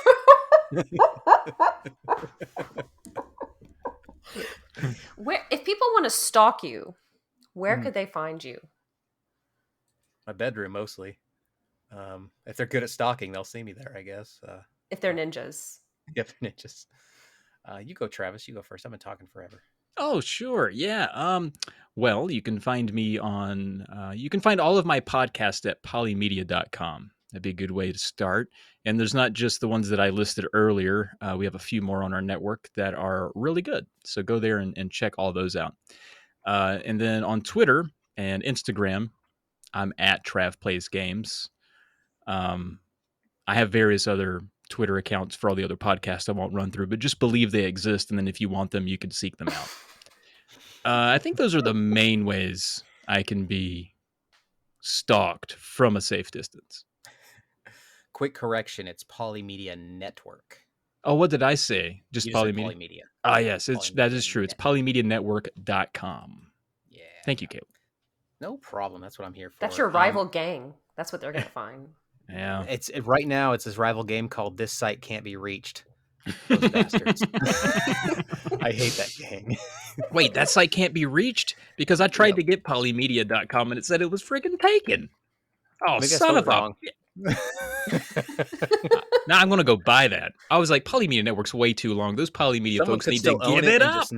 Someone could still own it, just not have it parked, and it could just be not resolving right now, right. but they could still own it, So I'm coming after you, whoever you are. I can be found mostly on Twitter right now, Caleb J. Ross, twitter.com, Caleb J. Ross. It's Caleb J. Ross anywhere, so if you find a Caleb J. Ross out there, that's probably me. Except on Facebook, I'm not on Facebook, so those are all fakes. Caleb Fake Rosses. I don't have a Facebook anymore either. Yeah, it was freeing to get rid of it. I was happy. I was one less place for strangers to bother me. That's a great way. Or relatives I don't like. It's mainly the relatives, right? On Facebook. They try to find you and then they want to talk to you. No thanks. Ugh, gross. Mm-mm. Mm-mm. Thank you. If you want to talk to me, send me a text message so I can ignore it at least. Come on. Yes. Make sure you have read receipt turned off though. Oh, dang, yes. That's a good idea. Yeah, that's good. I hope I do. Mm-hmm. I did find out once though that my mom had been messaging someone named Caleb Ross on Facebook for like a year and a half. No, she wasn't. No. Yeah. I don't think they ever responded. I think they basically probably blocked her. Like, I don't know who this person is. But I told my mom, like, I'm not on Facebook. She was like, yes, you are. And she tried to tell me. I'm like, I've not been on Facebook for... Yeah, my mom's great. She's like, your other family's nice. I didn't know you had 4 sons. So wait, did this person have a picture, like a real person picture, or like an avatar of some kind? I didn't see the profile, but I would really hope not. My mom, she's going a little blind in her old age, but I hope she's not too terribly hard of sight to like see a picture and think that's my son. How was your trip to Cancun, Caleb? Everybody looked happy in the pictures. I didn't know you were going to Cancun. So I'm hoping that there maybe just wasn't a picture. That's the best thing. Yeah. And what's great is my mom is such an awesome person that I didn't even hesitate to tell her that was the wrong person. Like when it came up, I wasn't even trying to dodge and be like, "Oh, mom, actually," I was like, "You dummy, that's not me. I'm not on Facebook." Did she give them her social security number? I hope not. I think she's not quite that far gone. I hope anyway. Oh my God. Yeah. Credit cards. She probably gave them your social security. Caleb, I was digging through the drawer and I found your old social security card. I don't know if you remember the number. I'm going to type it out here for you. My mom became an uppity, frumpity kind of high class person. Never met your mom. She gets all the accents. I have no idea what she sounds like. Do you two get to meet in person ever? Yeah, we did. We met at MagFest a month ago. And we met a couple times before that at various get-togethers with numerous factions of internet nerddom we've been a part of. But yeah, we've enjoyed it. I've always a delight. Slept feet from Caleb. You know what? I don't have it in here. I wish I did. I have a pillow with Caleb's face on it. Do you really? Yeah. Yeah, I do. It's as disgustingly creepy as you think it would be. Like a waifu pillow? No. It should be though. That's a good. Next I'm gonna get you the rest of the body as a gift. It's gonna be a pillow with just my body, and you can just kind of put them together. Man, if I wouldn't interrupt this whole podcast, I would go get it. That pillow is really something special. Caleb and I will just talk. We did a Secret Santa. Well, maybe Caleb can explain the origin of this pillow that I'm going to go get. I want to know why it's not hidden down here, like it's somewhere else in your house, which tells me I'm not going to keep it in my office. It's weird, man. Instead, going to keep it upstairs with your family? No. It's in the game room, buried under blankets. I'm afraid of it. It's like a gremlin. I thought this was just a different corner of your game room. Okay. I live in a giant palace. Give me a second while I go to the other quadrant to get this pillow. You're gonna make walking away noises. Just I'm just gonna... Yes, get on the intercom and tell my butler I'm on my way. Right, give me just 1 sec. Do people still have butlers? Us fancy rich people do. I don't know about you. No, I'm sure someone does. Some ridiculous person out there has a person that they love to order around and force to do things that are that are beneath them. I'm sure that exists, right? It's I, got to somewhere. within the last few years, I was curious about butlers, and there's like a butler society, and they can teach you how to be a butler. And That's oh, awesome. I know, right? That Oh would be my a fun book to read. I should go to that class and just write like a whole nonfiction book about it. Okay, I'm back with Um, this pillow. I know it didn't I take didn't me as get long as started you on the thought it would story. I'm sorry. because Yeah. I took the tram, so it was a quick jaunt over. So did you explain the origin? Not at all. Okay. Not at all.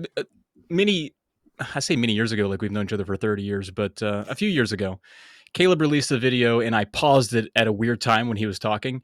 And he had a funny face at this point.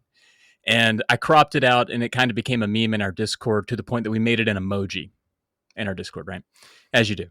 And then at some point after that, one of our friends, Joshua Leslie, goes by Hype Man. He jokingly took that emoji and took the image of it, went to some website and put it on a custom pillow and threatened to buy it for someone, like as a joke. We were like, wow, that would be a creepy pillow. Like, yeah, it would be. Years go by and we do a secret Santa exchange in the Discord. And Josh gets me and he knows exactly what to get at this point. So he goes back to that website, throws that face on there, actually gets the pillow made. And it shows up. And it's two sides of Caleb's face. It's comically large and terribly terrifying. You I think can you can see hide in from your it. nose. You think you Yeah. can hide I from have it. big nostrils, and seeing them that size, You think you can hide from it, but it's Yeah. on both sides. that's for somehow the creepiest part. I know. You want to be able to just turn yourself away from it in case, like, hey, maybe don't look at me right now. Oh God, here it comes again, and it doesn't stop. Yeah, and you brought that to Magfest. We shared a hotel room, and so I was able to wake up next to that sexy little pillow every morning. It was I sent a picture of it to my wife, and I was like, "Morning, honey," or whatever. She's like, "That's awful. Like, don't ever send that to me again." Yeah, Man. it's fun to hide around the house and scare my kid and my wife with. It's good because it's a not great it's not even pillow. that it's Caleb's face. I don't want it to be like Caleb has it. It's just it's a face that's already kind of like spooky in a way, like he's seeing a ghost. Mhm. But it's also like such a big pillow. I didn't expect Yeah. it to be so big. It's so intrusive. That And is a big. what I also I'm not sure how to feel about it, but like you're saying it, you're talking about this pillow as though the pillow is the problem, but based on the pillow's reaction, it's seeing something not very appealing either. So what That's are true. you doing in front of That's that pillow? that's what we all want to know, isn't it? Think about it. Think about Yeah. it. Okay. Do you Yeah. remember what it was that caused that reaction, or you were just talking normally and it I froze? was probably talking. I can be very expressionate sometimes, especially if all I have to talk to is a camera and I have to sort of like project and do more hand motion than I'm doing now. So I'm guessing I was probably saying something like I was probably like describing the recipe for the most bland bowl of oatmeal ever, and I was probably like sugar or something. Sugar. I'm sure. Oh my god! Can people order that pillow? No. Probably. And if you'd like it, I'll be sending Celeste the link and she can add it It's into the show probably notes out. below.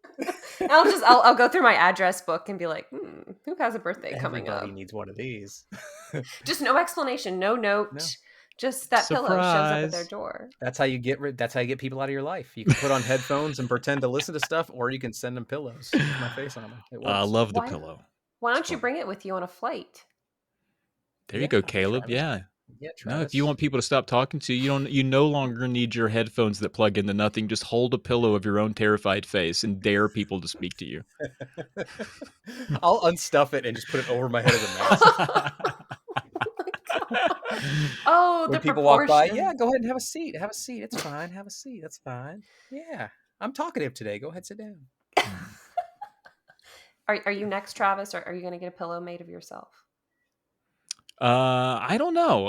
I do try to keep my face off the internet. I'm not as prolific of a face guy as Caleb is. So I did more face video stuff. So maybe someone could find a funny face of me and terrify me with my own face. And screenshot now. But I'd prefer that not to happen. but it's okay if it does. I mean, Caleb looked like he was having so much fun with a pillow of his own face. I was a little jealous. I was like, man, I kind of wish it was my face that I could play with on my own pillow. Yeah. Oh, you could It's a put comfortable pillow. It's you not could bad put though. Actually, it's a good quality. wig. Put a wig Mhm. on it. Oh Like dress it get a up. wig on that. Yeah. I should have saved all the hair that my hair up until about 2 weeks ago was down to here. I should have Really? saved all of it. Yeah. Yeah, I should have. Damn it. Was it really that long? Yeah, yeah. I felt like during the pandemic, I thought if there's one like I'm morbidly curious about a lot of things, and I was morbidly curious about how gross I could get my hair because I don't have good hair. Like my hair is very thin. Did you have It's dreadlocks at just one point? I had dreadlocks at one point, and so I'm like, I want to see how gross this can get. And my wife, God bless her, she put up with it. I mean, she was the one who helped me get dreadlocks in college, so she knows my Oh. tendencies to just see how gross things can get. And so that's what I did. I just let it grow out, and it got as gross as you would think. Like it was not a good look. I thought it was a But good look. thank you for saying that. But yeah, it was pretty bad. But yeah, I should story more moral of the story. I should have kept my hair and mailed it to you. I don't know why I didn't do that. Ah. Next time. Next time. Yeah. It'll grow back. You can make a voodoo doll of Caleb.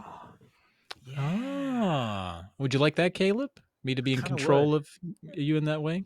Yeah. I want to be able to blame the stupid things I do on that. When I trip over my cat, be like, Travis is probably poking a needle in my ankle, my voodou ankle. That's I probably think you what he's should get doing. that dead cat up. And you should- Don't let Stop it lay. poking holes in my cat. Voodoo doll. That's the problem. I've actually never tried one before, so I'm not like a voodoo expert or anything. But you live in Louisiana. That's Yeah. all you guys do. Yeah, that's Right? if I had a Oh, stereotype for Louisiana people, it's basically just eating gumbo and stabbing dolls. That's like the two things I know that you guys do quite often. I mean, that's what I do first thing in the morning. I just I sit up in bed and my bowl of gumbo is just waiting for me, and I go as I'm using the toilet. I stab a doll. There you go. Stab your toilet doll. Yeah, that's how you flush, right? You have a toilet shaped doll, and you just put a needle in it. And it's perfect. Ah, Works man. out. Life This would is be why way we more script tales. We don't let Caleb have free reign. Script him. Script that guy. Is there an estimated time frame for when the next episode will be coming out for Tales of the Lesser Medium? Man, at this Or time, is I would committed? say no, but hopefully within like the next, I don't know, Caleb's probably going to cringe when I say this. Hopefully within the next 7 or 8 years. 7 or 8 years, Oh, God. month and a half. That's probably fine. Yeah, it is. To be fair, like Travis is dancing around the fact that it's currently kind of in my hands right now. But now that the Edith Finch book is tied up as much as it can be for now, that's kind of what I have creative time to dedicate to. So yeah, that doesn't sound unreasonable. Yeah, I can't do our wait. best. I can't It's wait. good to hear that someone can't wait for something we've made, Travis. Doesn't that I feel know. good? It makes me want to make more of them.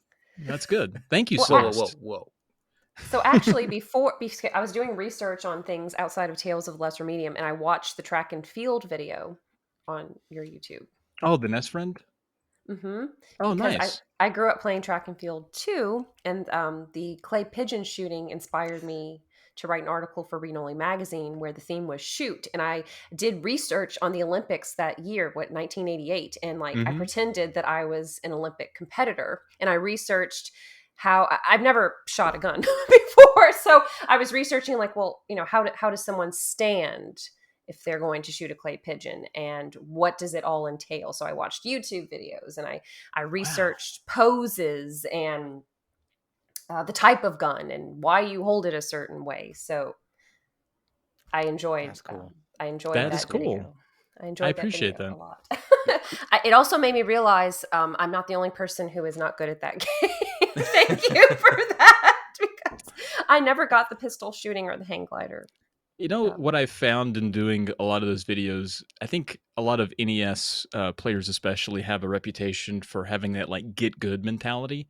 Mm. Of these games, they're Nintendo hard, and if you didn't beat them, you're not good at them. You need to try harder and get better. But I've noticed most people really in the comments at least relate to me when I'm like, this game is hard and actually kind of sucks for it.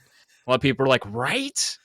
Yeah. And I didn't expect that. Occasionally you'll get those people, but usually they're their correction or their correcting of you or trying to explain something to you is not as, I guess, salty as I expected it to be, which is weird because, Alex Nestrunk is our friend, and his comment section is like it's like a war in there. Everyone is mad at Alex always, and he's very like level in his opinions. And I was always anticipating that would be the like me with like at the NES, like the comment section would just be on fire and people would be so upset that I had this very normie take about a game. But I found that most people are like, nah, for real though, they're pretty hard, and I hate them. I'm glad you Do you covered think this. do you think some of it has to do with the SNES feels almost like it's a maturation of what Nintendo was originally trying to do, and so there's this concept of Nintendo hard, not a concept of Super Nintendo hard, right? Like it's like that people kind of, because the Super Nintendo exists, it allows everyone to see the original Nintendo in a light that like, yeah, that's the hard one. So then maybe when Alex is talking about SNES stuff, it's, but that's not the hard one. Al, why are you complaining? The hard one is the previous generation, you jerk. This is supposed to be the easy one. Alex, you suck. Like maybe there's like some kind of weird. It could be I'm that. probably overthinking it. I It do could that. it could be that his channel's 50 times bigger than mine, and so he just has louder and worse apples in his barrel. But right now, mine's small and everybody's very sweet. Bunch of sweet little apples in there, just having fun. No one's in there mad about the NES yet. That's why I like. That's Don't let me get any bigger. I don't want people in there upset. That's We're a trying call to to action, listeners. Go out there, leave some. be rude in the comments. Come on, live a little bit. What are you doing? So that's a great segue to another question that I'm thinking of. How do you deal with criticism? Or what advice would you give to any type of creative pursuit that someone has where, maybe it's overwhelmingly joyful for them to create something, but if there's a place where people can spout off their opinions, they get some negative feedback. How do you deal with that? How do you roll with the punches? That's a really good question. I think that's something I I wrestled with a lot in a way that it didn't even exist. Like I would kind of preemptively think how I would react if someone didn't like the thing I was working on.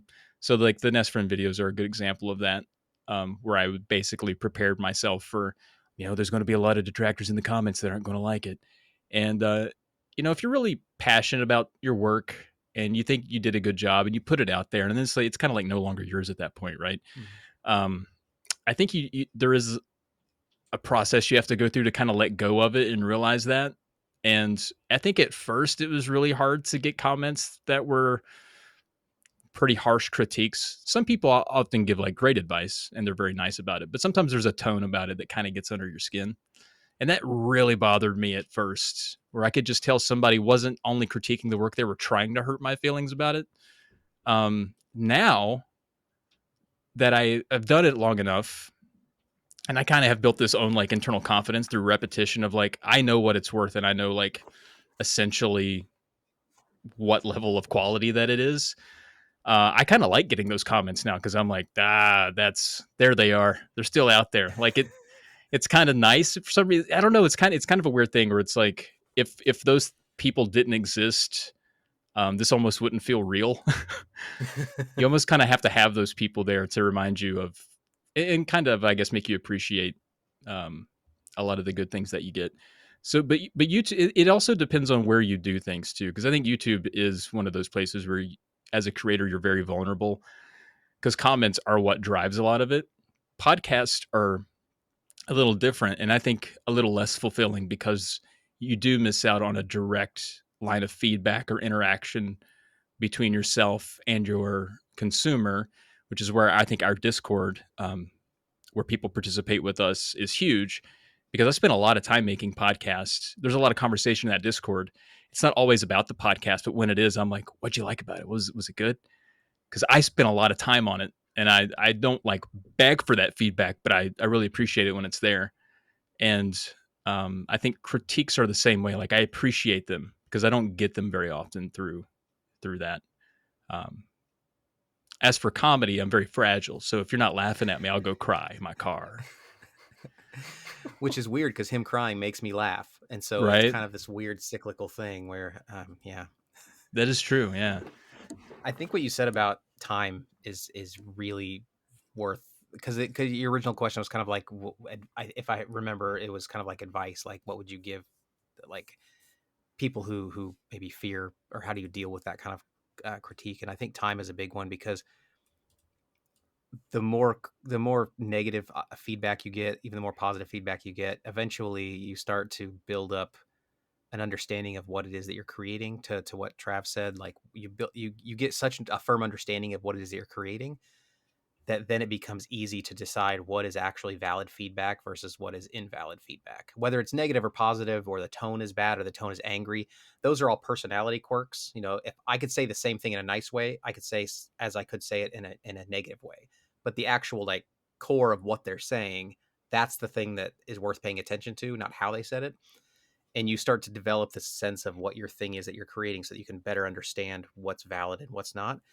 And I think if someone is truly like wanting to get better, they would actively want that kind of feedback. They would want people to tell them if something wasn't working, or something was good, or something was not good, and give justification for that. I think it started with me. I don't know if maybe this is similar for you, Celeste, but when I was in college getting an English degree, um, I minored in creative writing. So we would have like a lot of creative writing courses. And one of the things that one of my professors did, which I'm so thankful that she did this, because it's helped, I think, inform how I approach creative efforts now, is when we had pages to read, or when we had a story that we had to submit or whatever, we would all sit around the table. There'd be 8 people or so in a classroom, and it'd be, this day is this person's story. And when that person's story was up for critique, everyone will have come to the table having already read it. They have their ideas, things they want to talk about.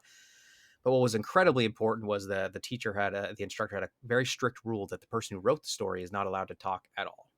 They can't say anything. They can't ask questions. They just have to sit there and listen to the conversation that's taking place about their story. And that really sort of built a resolve for me to sort of understand people are generally like, it helped me really see that like the feedback that is important, and the feedback that can help me get better, is the feedback that's about the product and not about me. Any feedback that's about me, I can pretty easily compartmentalize and be like, that's just not helpful. I mean, I generally will even leave those comments, like when I was doing YouTube videos, a lot more those negative comments, even if they're about me personally, I would leave them there. That's fine. Like, they can say what they want to say, but I could very easily partition and be like, well, that's not helpful for like what it is that I want to make better. And in college, I just got a really good sense and understanding of how to do that. And I thought it was an incredibly helpful exercise. I've tried to recreate it in other mediums, but like when I would meet with game developers, local game developers, and we talk about our games, I tried to do something similar, where it was like, let's play one person's game, come with feedback, and that person's not allowed to speak, but it quickly like deteriorated to like anger and animosity and that sort of thing. And I realized it was because without the structure of like a learned professor like there in the room to be like, this is how we need to do it, trust me, this is for your own good, it just kind of fell apart. So it's tough to replicate that, but if you can get there, it's super super super helpful to be able to find that division, I guess, between good and bad and that stuff. So Yeah, yeah. it's a really good point. That is very valuable. I'm my minored, or my concentration was in creative writing as well, and in the poetry class especially, we all had pen names, and we'd gather around and take turns reading whatever poetry it was, and you didn't know who was who. So that I think also helped Yeah. the other students who were probably all friends with one another, and you didn't want to be a jerk, but you wanted to offer constructive, helpful feedback. So that I love that idea. And again, it's about the product. It's not a personal attack, and it's only to help you get better. I mean, if you think about it, also kind of to your point about like the YouTube comments, don't take advice from someone, or don't take criticism from someone you wouldn't take advice from. Right. Yeah. I mean, That makes sense. that also comes with a caveat of, okay, are you just full of yourself, or I guess it depends on the situation. I have to ask myself, okay, am I just being overly sensitive, or is this truly someone I would not take advice from? But yeah, It's true. It's true. And you got, I think a lot of people will take offense to comments, or they'll be offended by comments, even comments that are meant to be offensive, like the trolls on the internet. I think what happens is a lot of times people will feel deflated by those, and give up entirely. And if that's Yeah. the case, honestly, that's probably for the most part okay, because that probably is a signal that maybe that wasn't a creative outlet that that person was terribly passionate about. Mm-hmm. And it's good to learn that early than to do it for years and years and years and maybe not realize that you didn't actually like it as much as you did. So if you get deflated pretty easily, then maybe look for something else, or maybe try again or see what it is. But it's okay to like give up on something that you think you're passionate about, because maybe you're not. um and that's one part of it. Yeah, I don't know, I guess that was probably the only point I was trying to make. Sorry, I forgot my train of thought there halfway through. It happens. Caleb, my It's okay. critique of you is that you need to organize your ideas better. That was Bush League. That was a Bush League way to organize your thoughts. All right, I take that hate with, you. put that in your pocket. I hate you. You just need to put that in your pocket. All right, I'm trying to be nice. Well, you're Well, it's failing. like how you were talking about the different avenues you both pursue. Like I've done plays before, and uh, every now and then my friends or the people involved in the theater say, "Hey, you're going to come audition again?" And I loved it, and it's great, but it's just at this point in my life, I don't have that kind of time to dedicate, and I love it and I miss it, but it's it's work. Yeah. It's a lot of work, and I enjoyed it. And I think you also have to ask yourself, Travis, with your yes man comment, that made me laugh, because I tend to be a yes woman. Like, oh, I don't want to disappoint people, or oh, they Hmm. think highly of me because they're asking me to do something. But at some point, you have to ask yourself, okay, is this bringing me the ultimate joy I need at this point in my life? Will I be able to give the attention necessary to make it the best it can be Yeah. as At a well? certain point, you've said yes to a number of things, and you've had enough experiences to now know what it is that you can comfortably say no to, because you've landed on the things that make you happy. Like I do think being a yes person at early in life can be valuable. One of the pieces, one of the stories my Spanish professor in college mentioned was when he first came to America. He was trying to find work on like a farm or whatever, and so there was one guy who had already worked there who spoke Spanish and English. At this time, he only spoke Spanish. My professor only spoke Spanish, and so he got to the farm, and the guy was translating, and so the farmer asked like, "Hey, can you drive a tractor?" And the guy translated and said, "Hey, he's asking if you could drive a tractor. Before you answer," and he's saying this in Spanish to him, "Before you answer, I don't care. Just say yes." And so then, of course, this professor goes, "See, and then he learned how to drive a tractor in that. And so it's like it was basically like say yes to anything and then figure it out as you're doing it. Now, in a situation with a tractor, that can be very dangerous, but that idea, but that idea was like it was such an interesting idea to me, to be like, even if you can't kind of say you can, and then expose yourself as an imposter later, because there's something endearing about that. I think where people are uh, in most situations, I would say people are willing to sort of help you out, because they know you're in a position where you need help. You said yes because you wanted to do this thing. You wanted to learn how to do this thing and be a part of this thing. Be a part of this thing that that person is probably also vested in. So to sort of take someone under their wing makes them feel good, and it sort of by and large ends up being a net positive to be like yes to things. But similar to we were talking about how your creative output, eventually you learn what it is that you are creating, so it's easier to sort of say no to certain pieces of feedback. It's the same kind of thing with just life in general. You've built up a whole lifetime of experiences. Now I know the things that I'm not so interested in. There's actually a term for this kind of thing, but I can't remember it off the top of my head, but it's from one of my nerdy psychology kind of books. But um, there's this concept. This concept happens a lot with like older people. As they get older, they tend to be set in their ways. There's this concept like old people are set in their ways. They're set in their ways. They're not going to change. And it's because there's like there's an arithmetic being done behind the scenes, whether you know it or not. That's I don't want to take chances as an older person. I'll use the idea of new restaurants. Old people tend to eat at the same restaurant all the time, and that's just they're being old, they're set in their ways. But there's a certain amount of arithmetic where it's like, well, now if I first of all I probably know what it is that I like, so I'm probably not going to find something that I'm going to like better. So that's part of like why I don't keep trying things. But the other part is, what if I do find something that I like better? Now I have to kind of rationalize that against a whole lifetime of having missed this thing. does that reduce the quality of my previous life, knowing now that I was missing out on this thing that I now know about? Like, oh, does it shed this negative light? Does it cast a shadow over my life?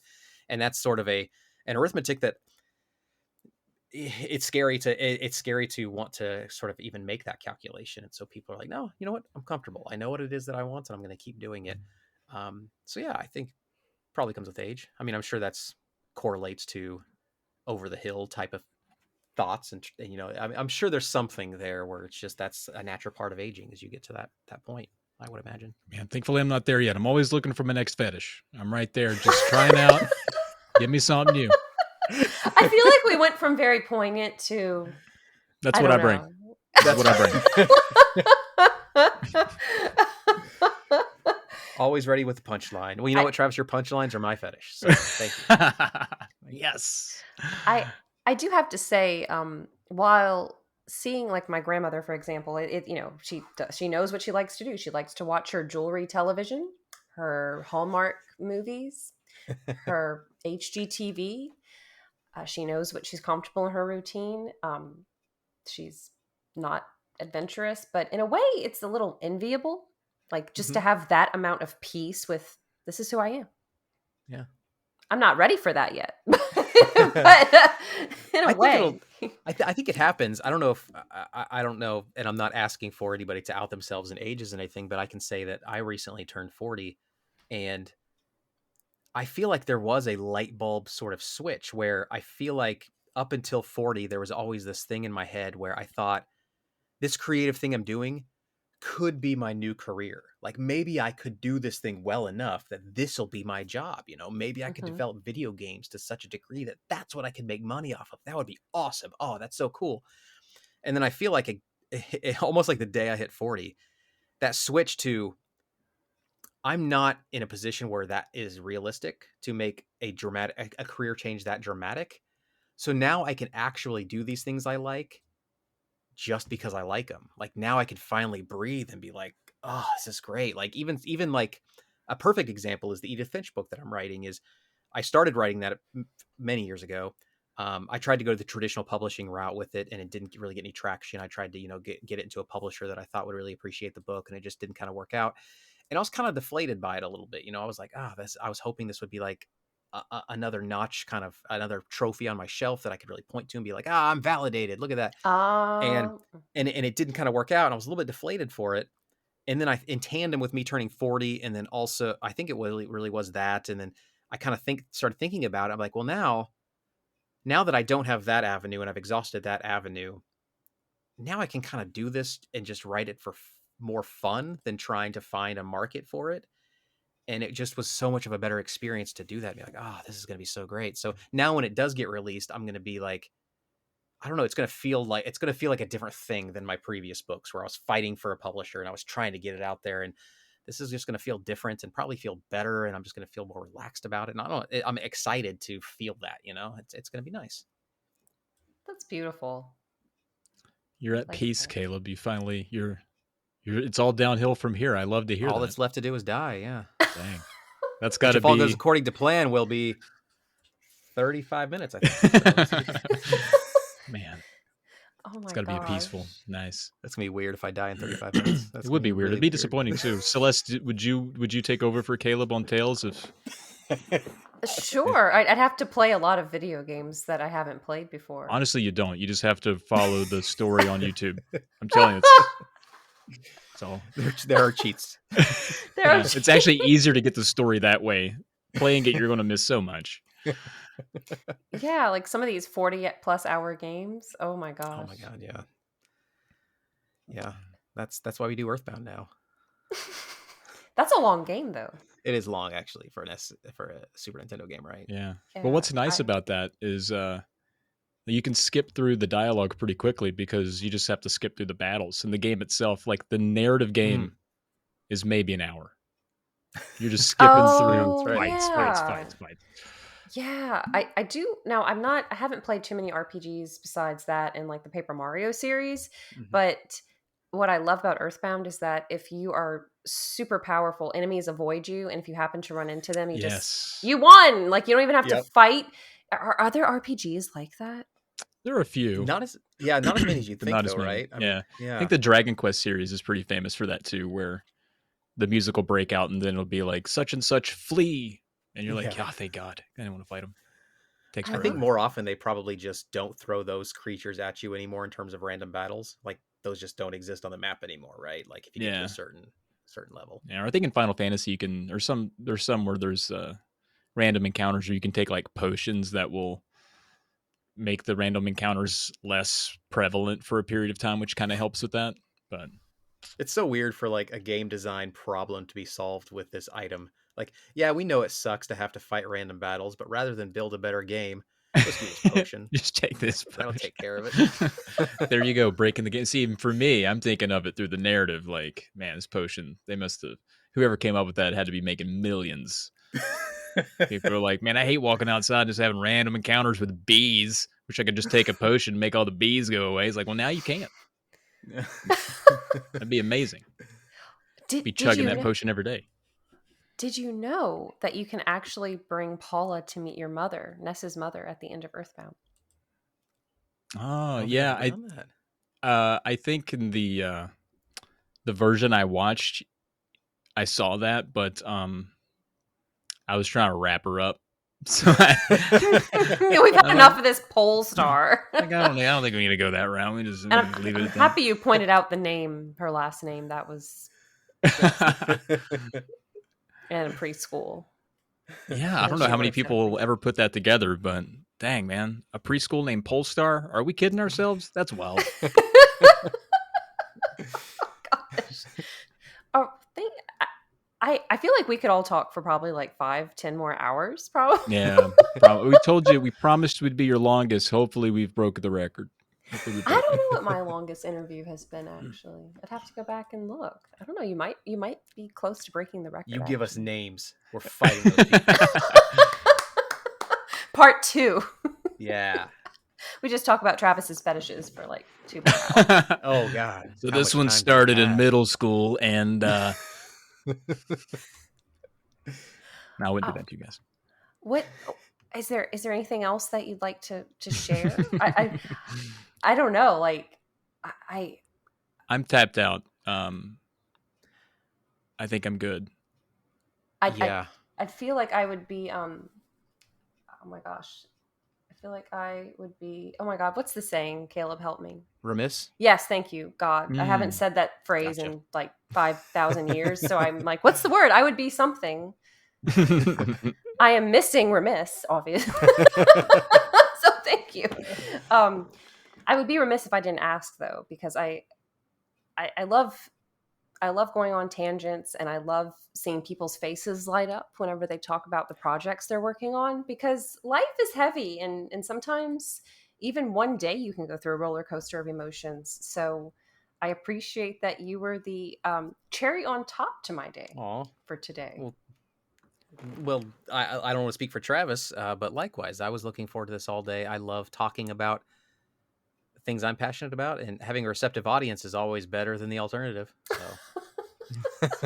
No, it's true. I think we live in a day and age where the things we do are, we're all independent artists, and it's exhausting to have to constantly market yourself. And it's nice for someone to just be like, hey, why don't you come here and talk all about the thing you're passionate about, and I'll show it to my audience of people. And that makes it really nice and easy, and it's really cool. And we really appreciate you thinking of us and having us on. It's Tales of the Lesser Medium's first media interview. I'm so proud of us, Caleb. We did it. Yay! Oh, that's awesome. The first of one. The first of one. We did it. Oh, God. I'm sure you'll have many, many more. And I don't know, it's a way for, I like to keep the format very conversational. And yeah, sure, there are the typical questions of tell us about yourselves and how did you meet and blah, blah, blah. But just like these tangents, right? Like that's what I'm good for. I can go on so many tangents. So the tangent man. Thank you for enduring that. You should have scripted out his parts. That's what I scripted my answers. That would have been way better. I'm too lazy for that, to be honest with you. I'm way too lazy. Fair. But by the time this podcast comes out, Travis will have performed his second improv show. Yeah, second stand-up. Oh, yeah. Wow. Is there any improv involved in that at all? No, that is well rehearsed and stressed over in advance. The improv is weird because it's, obviously all made up, but there's 2 hours of it I have to endure. That's what makes that hard. But I have another one of those next weekend. Oh my gosh. Yeah. Are you doing that next, Caleb? Is that something you're going to pursue, you think? Not in a bajillion years. Okay, no, we have, and we keep just making this podcast longer and longer. But we had our director come in and do some improv with us, and Caleb was a part of that. Oh, so yeah. he's done some improv. Yeah, he's pretty good. I mean, yeah, it's fun. It's the onstage stand-up comedy stuff that I would. That's easy. Probably neither. I would do neither in front of a crowd of strangers. I guess I should stand-up's say, way easier. You wrote it all down. You just got to say it. Yeah, but then if it doesn't land, that's 100% my fault. Instead of maybe just go like write something else. That's fine. Caleb, I'll exhaust audience members before I come up with something funny enough to talk about. I will. Okay, I looked it up. You. Austin Campbell was your longest, 2 hours and 2 minutes. So I think we got him. You took him down. Austin, you had a good run, bud. Man. Oh, he's no. I'm sorry. Uh-oh. Laurent D. That's not me. I didn't interview him though. Okay, so that don't count. Gosh, man, he packed in 3 hours. Man. That was with our boy Ed. Good job. Okay, all right. Well, then we'll put an asterisk beside that. But I think we got it. I'm gonna say we're victories. We're victors. Well, I will end this with something that will inspire both of you if you're ever afraid to pursue your dreams. I was in a play called Calendar Girls where I had to be Miss September and I had to go on stage with honey buns over my chest. What? Like real honey? Like the edible honey buns? Mm-hmm. That's wild. Was this like a theater with the production budget to not be able to afford like I don't know, like you could afford honey buns. Have you bought a honey bun lately? Honey buns are expensive. You're right. I guess I was wrong. Oh, well, the theme was like a bakery, like a baked goods. So I had to pose in front of like croissants and cupcakes. Wow. And I held up honey buns artistically. What were the croissants covering? We'll let everyone use their imagination for that. But no, it was, if you look up Calendar Girls, it is a play and a movie, and it's actually a very sweet story, and it's very tastefully done. But that was the first play that my boyfriend saw me in, and my mom was sitting at the table with him. That's probably. Were they prepped? I said, by the way, I'm Miss September, and they were like, what? And I was like, you'll see. That's not prepping. That is not prepping at all. That's and then all of the ladies had to be December, and we had wreaths. So oh wow, it's very tastefully done. Like the other girls hold up like a blanket. The audience cannot see you as you get prepared. And I'm not a musical person, but I feel like isn't Calendar Girls it's a well-known like musical, right? Like I did no singing. Nobody would have wanted to hear that. Oh, is it not a musical? Maybe I'm wrong. Oh, Dreamgirls. Dreamgirls. I think you're thinking of Dreamgirls. I might be. That is a musical. Yeah. But Calendar Girls. So if I can go on stage with honey buns. That's right. Caleb, you can do anything, bud. I can too. Okay. Yeah. Got it. Yes. So again, listeners, follow your dreams. If someone asks you to do that, just say yes. Say yes. No questions. Just yes. Yeah, yes, and it all the way. Well, as a refresher, where can people find you if they? We said that about an hour ago. Yeah, I'll give you one more chance for the website. They'll be in the notes too. They'll be in the notes. In the notes as well. All right, so you can stalk me personally on Twitter and Instagram at Trav Plays Games. You can find all of my podcasts at polymedianetwork.com. And you can find all my YouTube business if you just look for Nest Friend on YouTube. And you can find me anywhere at Caleb J. Ross. That's one word, Caleb, letter J, Ross. Most active on Twitter. You can still visit all of my YouTube is youtube.com/Caleb J. Ross. All that's still up there and probably still good. Haven't made a video in a year and a half. I'm sure it's aged very well. Social climates don't change quickly enough for my comedy to be that bad yet. Man, so kidney stones are forever though, bud. That's true. Kidney stones are forever. You should get a tattoo of that. Kidney stones are forever with the letter 4. That would be pretty badass. Thank you both so much. I know that for Travis, for you, you're an hour ahead, and I think Caleb and I are in the same time zone. Central, real time. Yeah. Yes. I don't even know how to do time zone math, but I think I'm in the lead right now. I think I'm a little further along in the day. I'm so excited for all the projects coming out, and I can't wait to see what other shows you have. And thank you for listening to the Talk the Walk episode about Yes, Life absolutely. is Strange. I'm a huge fan of walking simulators and mystery Me games too. and virtual novels. There's actually a game that came out last year that takes place in a real city in Louisiana called Norco. I have wanted to play that for so long, and I have not done it yet. I- But yeah, I'm excited. Highly recommend it. I think it hits home a little bit for me because it's only 45 minutes away from where I live. So I'm like, I recognize that place. Nice. Like, Does it stand for like North County or North something? Does it stand for something, Norco? It does. New Orleans Refining Company. I was way off. Yeah. But close. I mean, actually, No, not at all.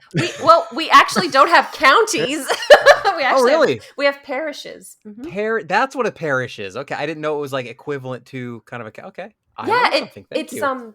yeah, because of Catholicism. Like, we were owned by the Spanish, we were owned by the French. It was like a ping pong match, and they were super Catholic, and they decided to go with parishes. They're like, we have to be really different. I mean, we're already like second to last in education, but we'll be first in being different. Okay, so thank you, Mississippi. I'm just kidding. I love Mississippi. I love Mississippi. I truly do. I go there often. I love Mississippi. Sure. Just to remind you how far you've come. Like this is Louisiana is way better. Yeah. Thank you both so much. And if you ever Thank you. find yourself here, I'd love to see you. You can eat alligator. You can. Oh, nice. All of that. You Always can't. wanted to get back at alligators. I might eat one. They've had plenty of human. It's our turn. I know. Oh, thank you everyone for listening. This has been an absolute delight. I look forward to interviews. I look forward to interviewing these two guys. They were so gracious and we're so excited. I'm like, I'm very boring, but thank you for being excited to talk with me. And oh no, thank you. Yeah, thank you. And you can find other 1v1 interviews that are not as long as this one. They were gunning for that trophy right there. That's true. We got that championship. At bossrush.net, and you can find me on Twitter at FairyCrypt. But until next time, we'll talk to y'all later. Thanks, everybody. Bye. 1v1, the creator interview series, is a product of Boss Rush Media, LLC, and part of the Boss Rush Podcast Supplemental Podcast. This show is hosted by Celeste Roberts. You can also hear interviews from other Boss Rush Media members on your favorite podcast app or on YouTube. You can find me on Twitter and Instagram at FairyCrypt. To get updates on the latest episodes, follow the Boss Rush Podcast, Boss Rush Media, and Boss Rush Network on all major social media platforms, or subscribe to the Boss Rush podcast feed in your favorite podcast application. Join the Boss Rush Network Discord and Facebook groups to interact with other friends and fans. Thanks for listening, and we'll see you next time.